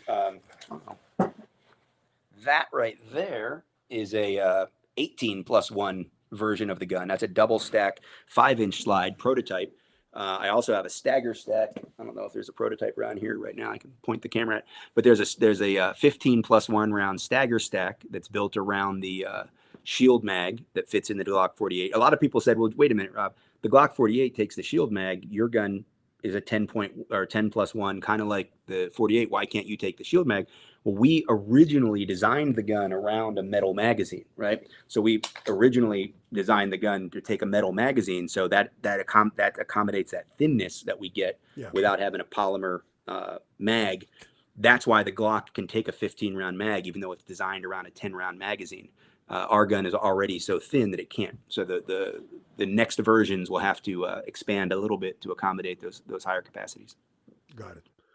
Cool. Well, next question. Going down the list of the websites that you involved with and activities that you involved in. Second Amendment. Yeah, Second Amendment organization, 2AO.org. The history of that entity goes back to, again, kind of that Sandy Hook era. You remember at that time, there was a big push for private businesses to put up signs that said, no guns allowed, right? Whether there was any kind of state rule about it or not, that was a big push for corporations to say no guns allowed in businesses. It was the anti-gun crowd made a lot of that after the Sandy Hook thing. So the founders of 2AO.org started it as a counter movement of Second Amendment friendly businesses, encouraging businesses to put a sign in their window that says, we respect the right to carry, or we welcome responsibly armed people, or whatever their sign might be. And they created a pretty big network, got some press, got 20,000 businesses to sign up on the website, all that kind of stuff around the country. And they built their organization around that idea. And then that energy kind of faded. Let's say a couple years by the time Sandy Hook was a couple years old, that energy had faded, and the organization just kind of stagnated for a few years and didn't really do anything, didn't have a persona or a real mission. And when about the time that I publicly broke ties with the NRA and started calling out some of the bad behavior of the old LaPierre regime, and kind of went to war with them on behalf of gun rights and integrity, the board reached out to me and asked me if I thought that I could benefit from serving as and if the community could benefit from serving as the executive vice president and de facto director of a Second Amendment rights organization that was already set up and already had a structure and the 501c3 status and all of that. And we had a couple back and forth conversations, about what it would mean to do that and what we were really trying to do. I was really adamant. I didn't want a membership organization. I didn't want to collect dues. I didn't want to publish a magazine. And if we could focus on using that shell, that entity, to be a messenger, not just to media and to people outside of the gun community, but the most important mission I thought we could have would be to educate gun owners, responsible gun owners, into how they could be effective, educated, and articulate grassroots advocates. Because one of the biggest problems I had seen over the years, and this is what led to some of the corruption and malfeasance and all that at the NRA, is people who are willing to write that check for $35, $50, $100 and assume they had done their work for the Second Amendment. Like, I'm going to trust this organization. I'm going to throw money over there. And I thought people need to be more invested in it than that. So many times I spend a lot of time outside of the gun community socially, right? So whatever it might be, a dinner party, a wine tasting, whatever I might be doing, there's a lot of times I'll go to those events and the host or whoever, like somebody, I pull up in a Cryptech wrapped Personal Defense Network tour vehicle, right? Like, so I'm the gun guy. And you'd get this thing where it's like, I'm refilling my wine or whatever. People are like looking over their shoulder and they lean in like, "Hey, you're the gun guy, right? Like I've been thinking about buying a gun." And then Yeah. 20 minutes later, I'm getting some cheese dip or whatever. And somebody's like, "Hey, you're the gun guy, right? So my dad left me a gun, but I've never even shot it. Like what, you know?" And it's like at the end of the night, you just kind of want to do, one of these. And you're like, "Can I get everybody's attention?" If all you all who had talked to me about guns with a hushed tone would just talk to each other, you wouldn't have all these questions because you'd be out of the closet as gun owners or gun curious or whatever. And it's okay to talk about guns in polite company.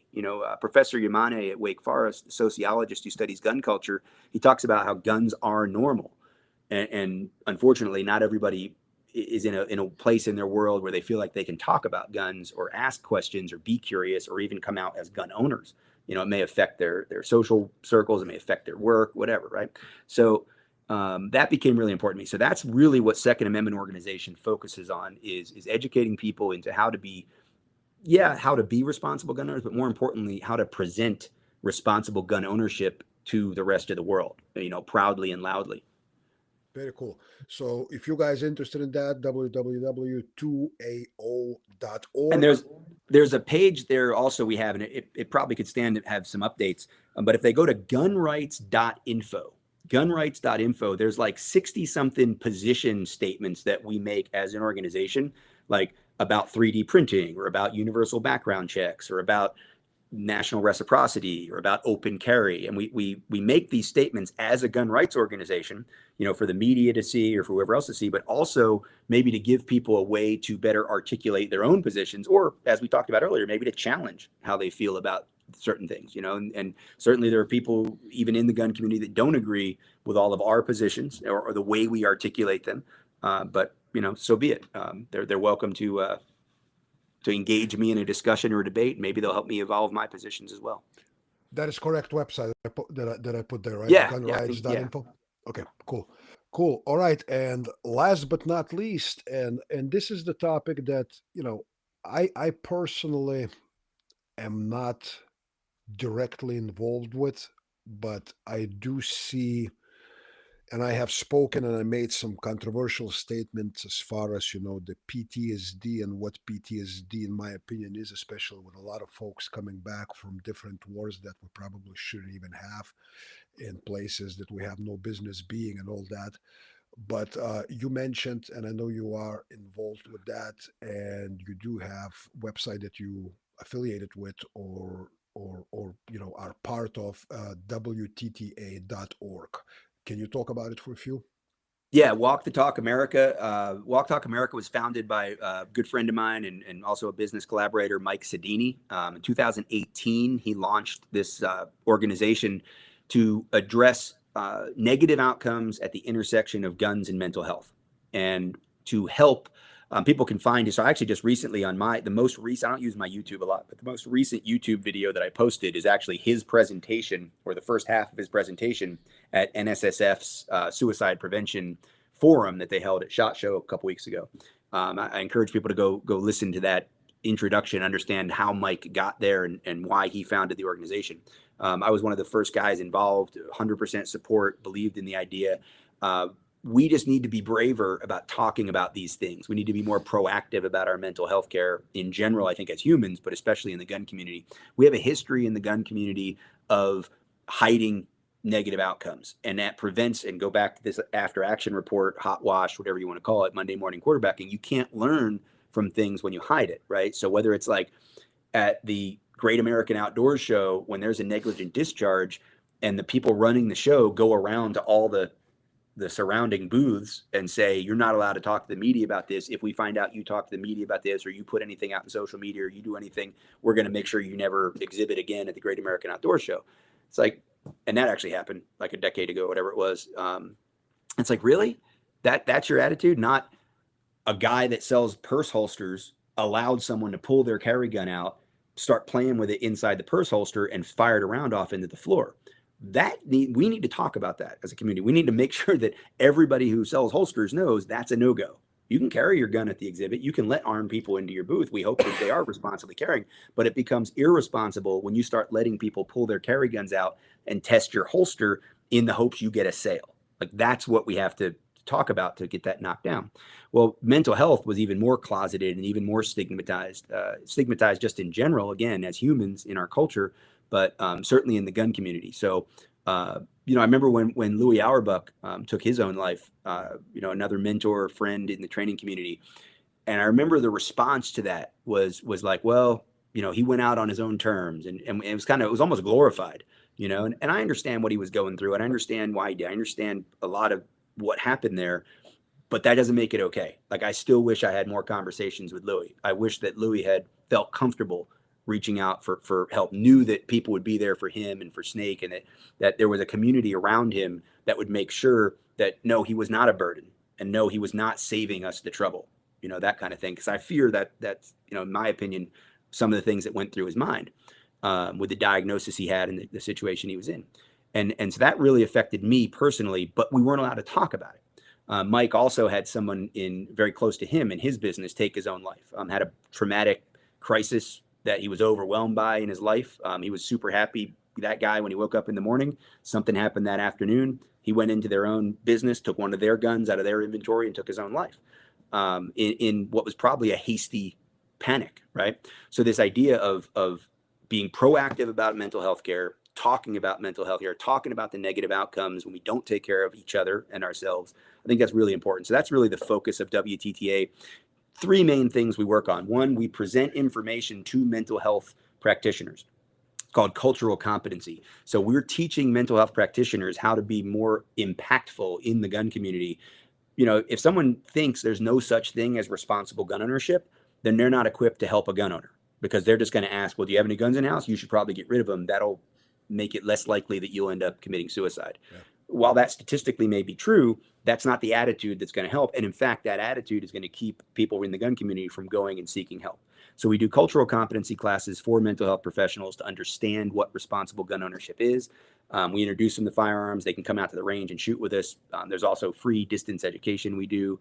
And it's continuing education credit approved in some states. So there's an incentive for the mental health care professionals to take the classes.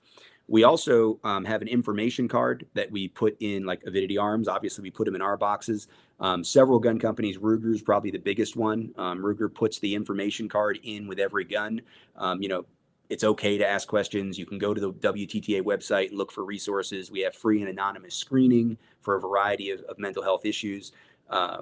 That's the second biggest thing we do, is work with the gun industry to try to normalize talking about and being proactive about conversations about mental health.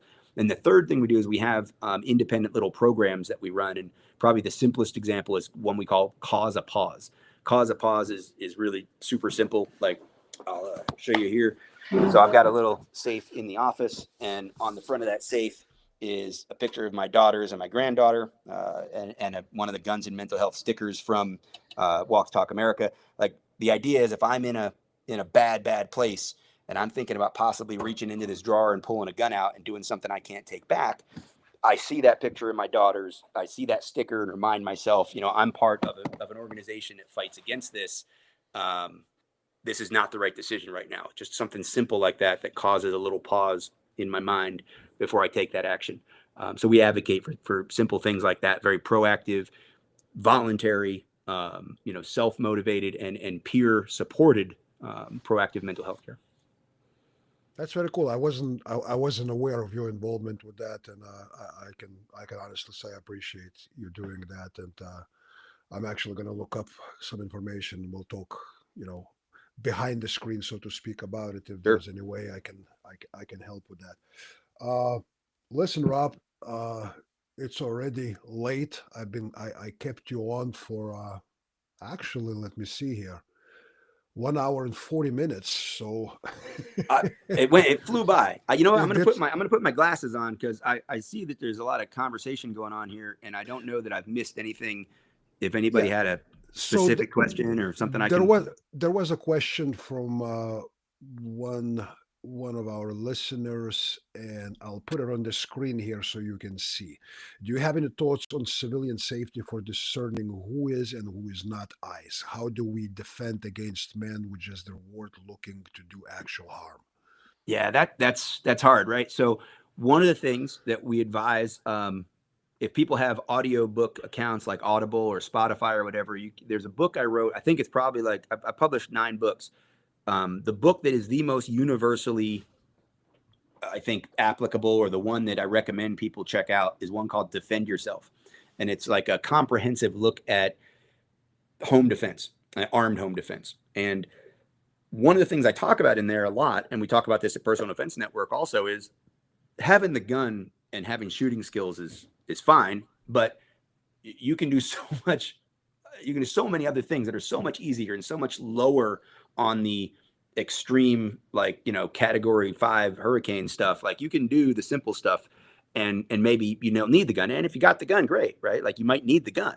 But if you need the gun because you ran out in your front yard because somebody was yelling at your at screaming obscenities from the street, and you ran outside with a gun in your hand, and now the guy charges at you and you needed the gun, no, you have not done home and family defense and self-defense properly, right? So I say that as a response to that question, because if you have the motion lights, if you have the cameras, if you have the locked door, maybe you have the dog that barks, you have a lot more time to process what's going on than if you're woken up by your bedroom door getting kicked in and there's some guy in a mask and you don't know what he's saying, right? And so there's a mindset that goes into, if my dog's barking and the glass breaks and the alarm's going off, I'm not running towards it with a gun in my hand. I'm going to make sure my family is in the barricade space, and I'm going to lock the door, and I'm going to look at my smartphone that I have plugged in that doesn't even have a contract anymore, but is tied into my Wi-Fi router. And I'm going to look at the cameras I've got showing me the whole floor plan of my house or the outside or whatever. And I'm going to see what's going on while the dog's barking, while my family's behind me, and while somebody's calling 911.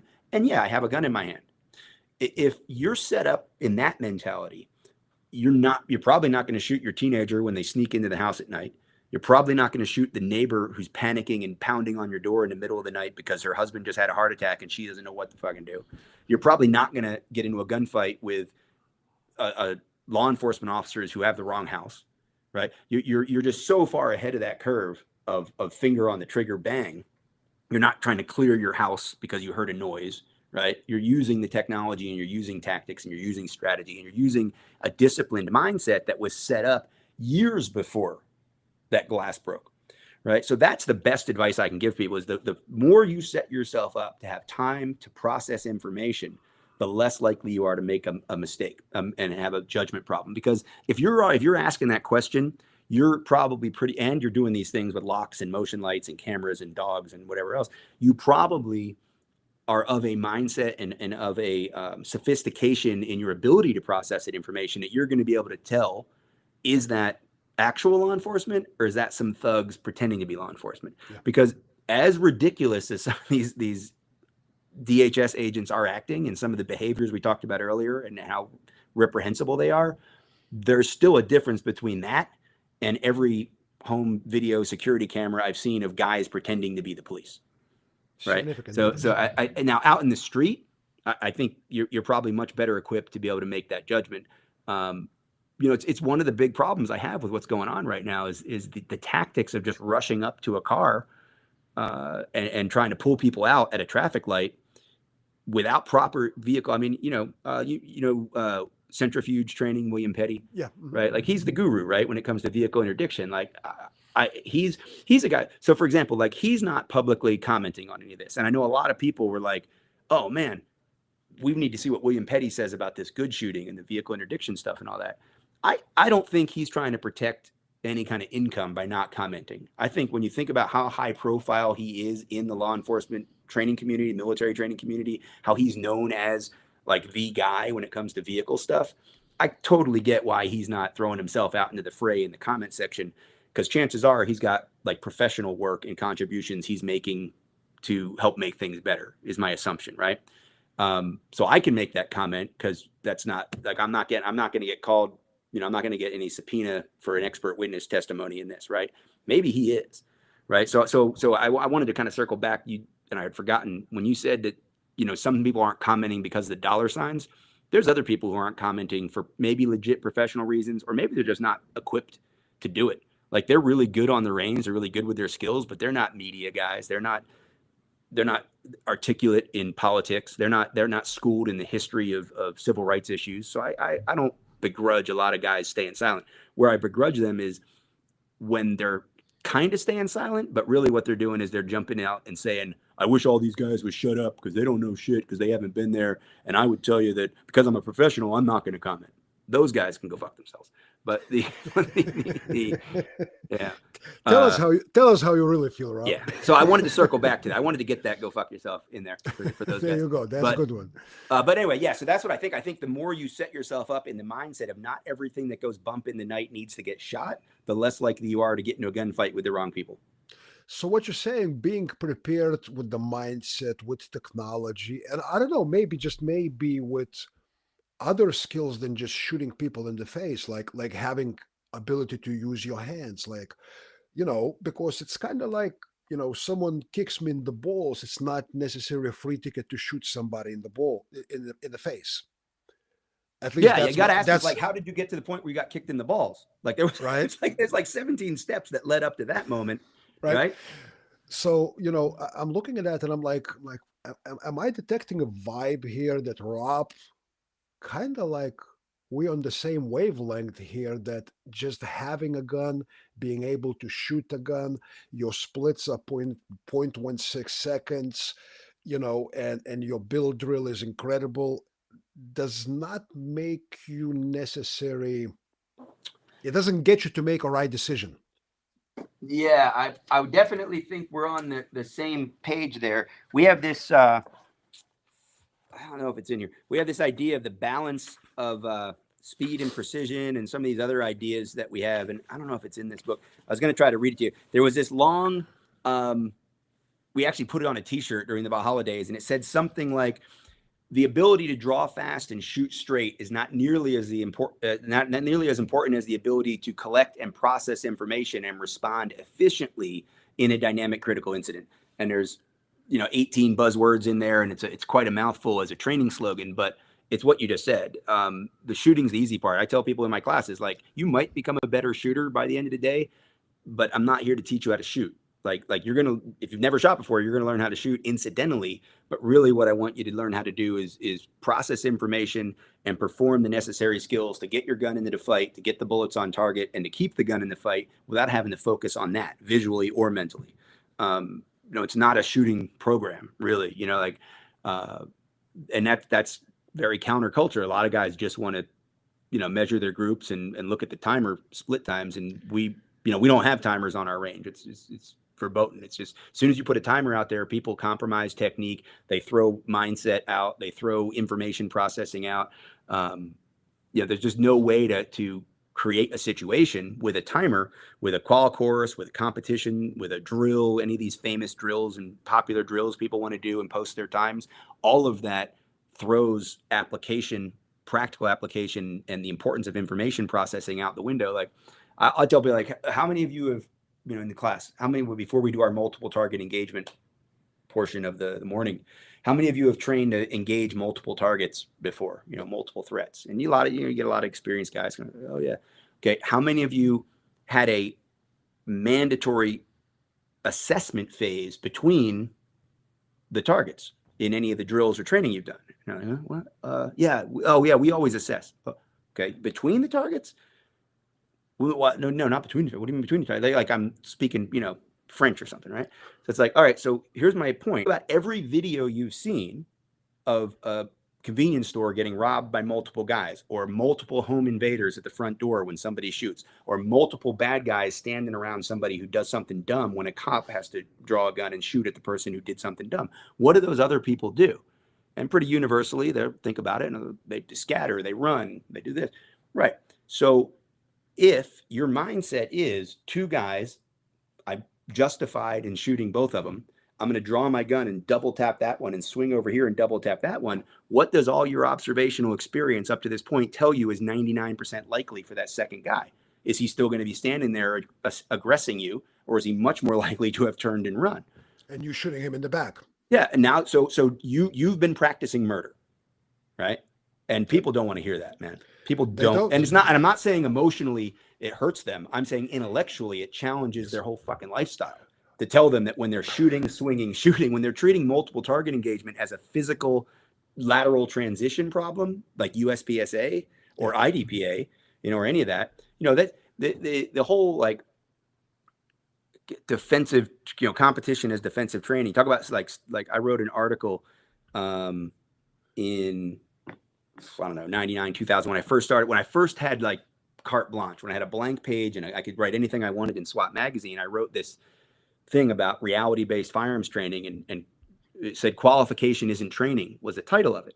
Now, in that article, primarily aimed at law enforcement guys, at the end of it, one of the options I gave was you could engage in competition shooting like IDPA, because that's more practical and realistic than your qualification course or your in-service qualification day, which is technically true, but man, like that's been held over my head a lot over the years back in the day. Because like, well, Rob, you said competition was good.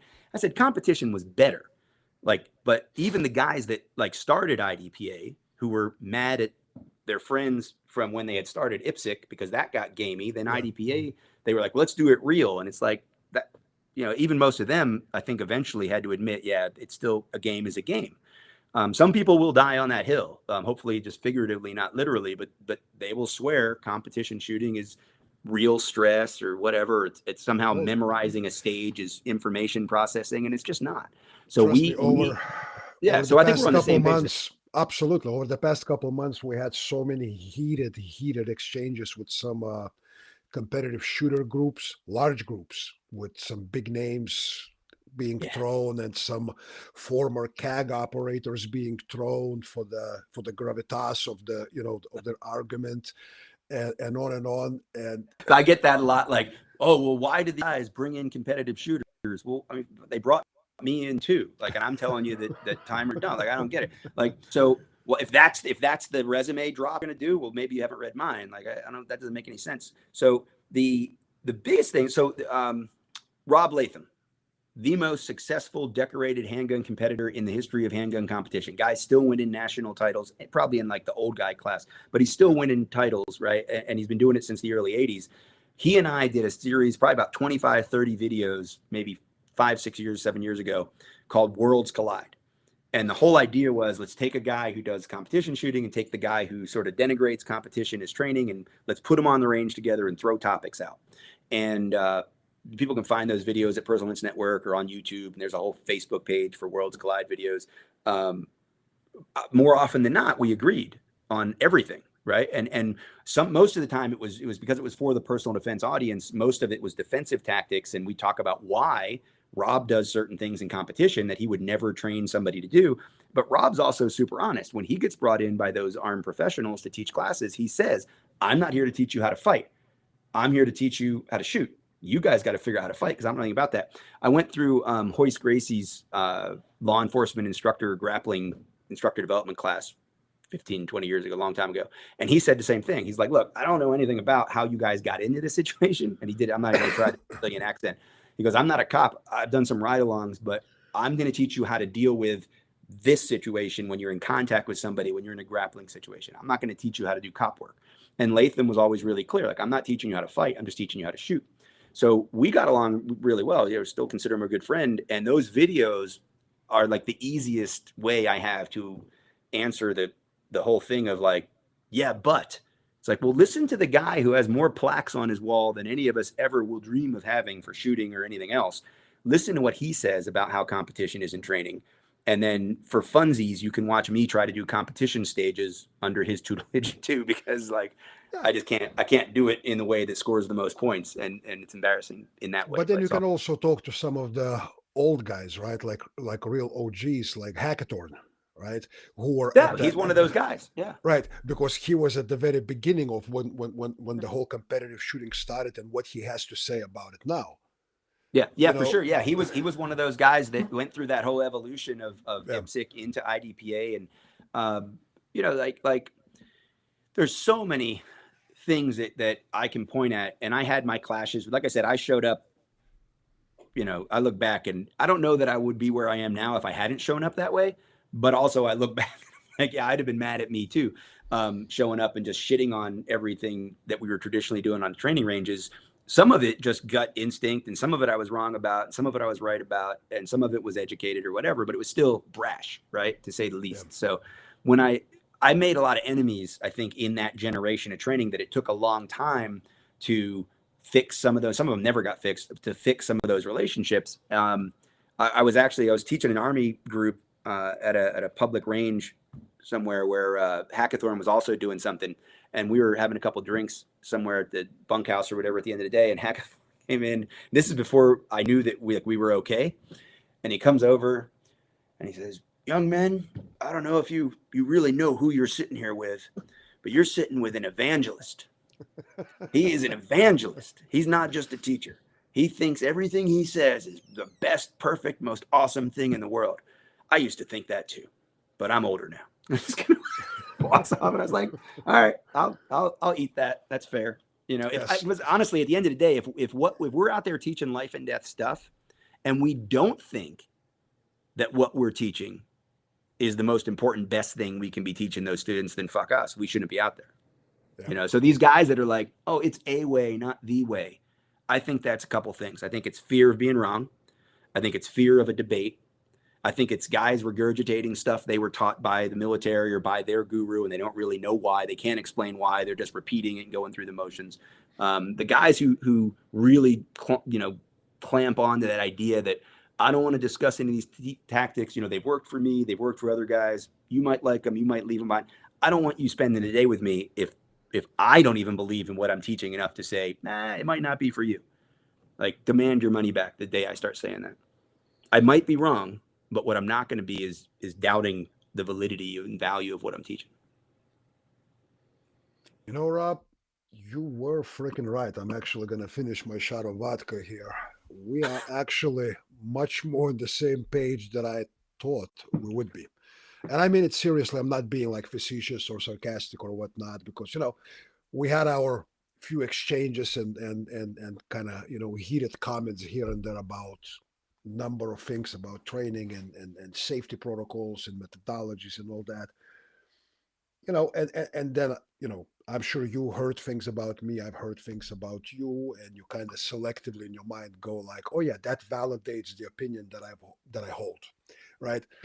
So I'm actually very happy that I reached out to you, after Minneapolis events, because now having this chance for almost 2 hours to talk to you, I'm like, man, I'm I'm I'm fucking pleasantly surprised, my man.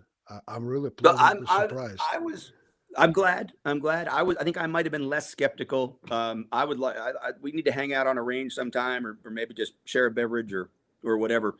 Or both. Um, well, one after the other. Yeah. Yes, The of course. yeah. So yeah, for sure. No, I would enjoy that. And again, we might. I think it's perfectly fine. It is. I don't even agree with myself all the time, right? Like like I tell my guys, like, don't quote me to me, because I might just tell you I was wrong or I was being goofy that day. So um, I'm okay with us having disagreements, and maybe we'll change each other's minds about something. But more importantly, that whole steel sharpen steel kind of thing, right? So I enjoyed the conversation. I very much appreciated the invite, and yeah, let's try to get together somewhere. Absolutely, Rob. Let's do that. Ladies and gentlemen, this has been Rob Pincus. We appreciate his views, his honesty. Um, Hopefully, at some point, hopefully not on such tragic events, but we can actually have like more substantial and dive into some maybe training issues or whatnot. I would love to have Rob, even if we disagree on things, because like he said, this is where honest men, they're not afraid to disagree. They're not afraid of debate. They don't have fear of that, because this is where, at least to a certain degree, this is where truth comes out, and this is where men reevaluate their own stance. And it's not just a moniker to say that I'm always a student, although I'm an instructor, because Yeah, we all can stand to learn from each other. we have to, and the whole, like, people say agree to disagree. I hate that phrase, man. Like, I don't mind if we disagree, but what I need to do is understand. Like, Yes. if somebody says, "Hey, doesn't Sonny teach this?" I don't want to just say, "Yeah, I don't teach that. I don't know what he's thinking." I want to say, "Yeah, he teaches." I don't agree with it. Here's what I believe is his logic, or here's how he explains that even better. Here's what he told me is why he does it that way. And I say that to my students. Like, if some guy sends me a picture of you doing something that I didn't teach when you're practicing next week, and he's like, "Hey, Rob, didn't this guy go through your class? Why is he holding the gun like that?" I don't want to just say, "I don't know, he's an idiot," right? I want to say, "Oh, actually, we talked about it in class, and the reason he holds his gun like that is X, Y, and Z." So, watch him reload. I bet the way he reloads is like I taught, but I understand why he holds the gun that way. And maybe I say, "And he should," because it's different, or his circumstances, or maybe I say, "I still don't think he should, but I understand why he's doing it, and I'm not going to change his mind." So I don't go into these things thinking we're all going to agree or that we all need to, and I don't think you do either. And like I said, I had an inkling that we were gonna jive more than clash. Very cool, Rob. Thank you so much, man, for dedicating 2 hours of your time to this. Again, I will reach out again, and maybe at some point we'll schedule our both schedules permitting to do something more in detail, because there's a lot of students, there's a lot of people that kind of go like, oh, so these guys actually able to have a civilized discussion. Hey, let's discuss this. Let's discuss ambidextrous weapon handling. Let's discuss the ways to move. Whatever the case might be, right? And I think those could be productive discussions. And God willing, like you said, someday.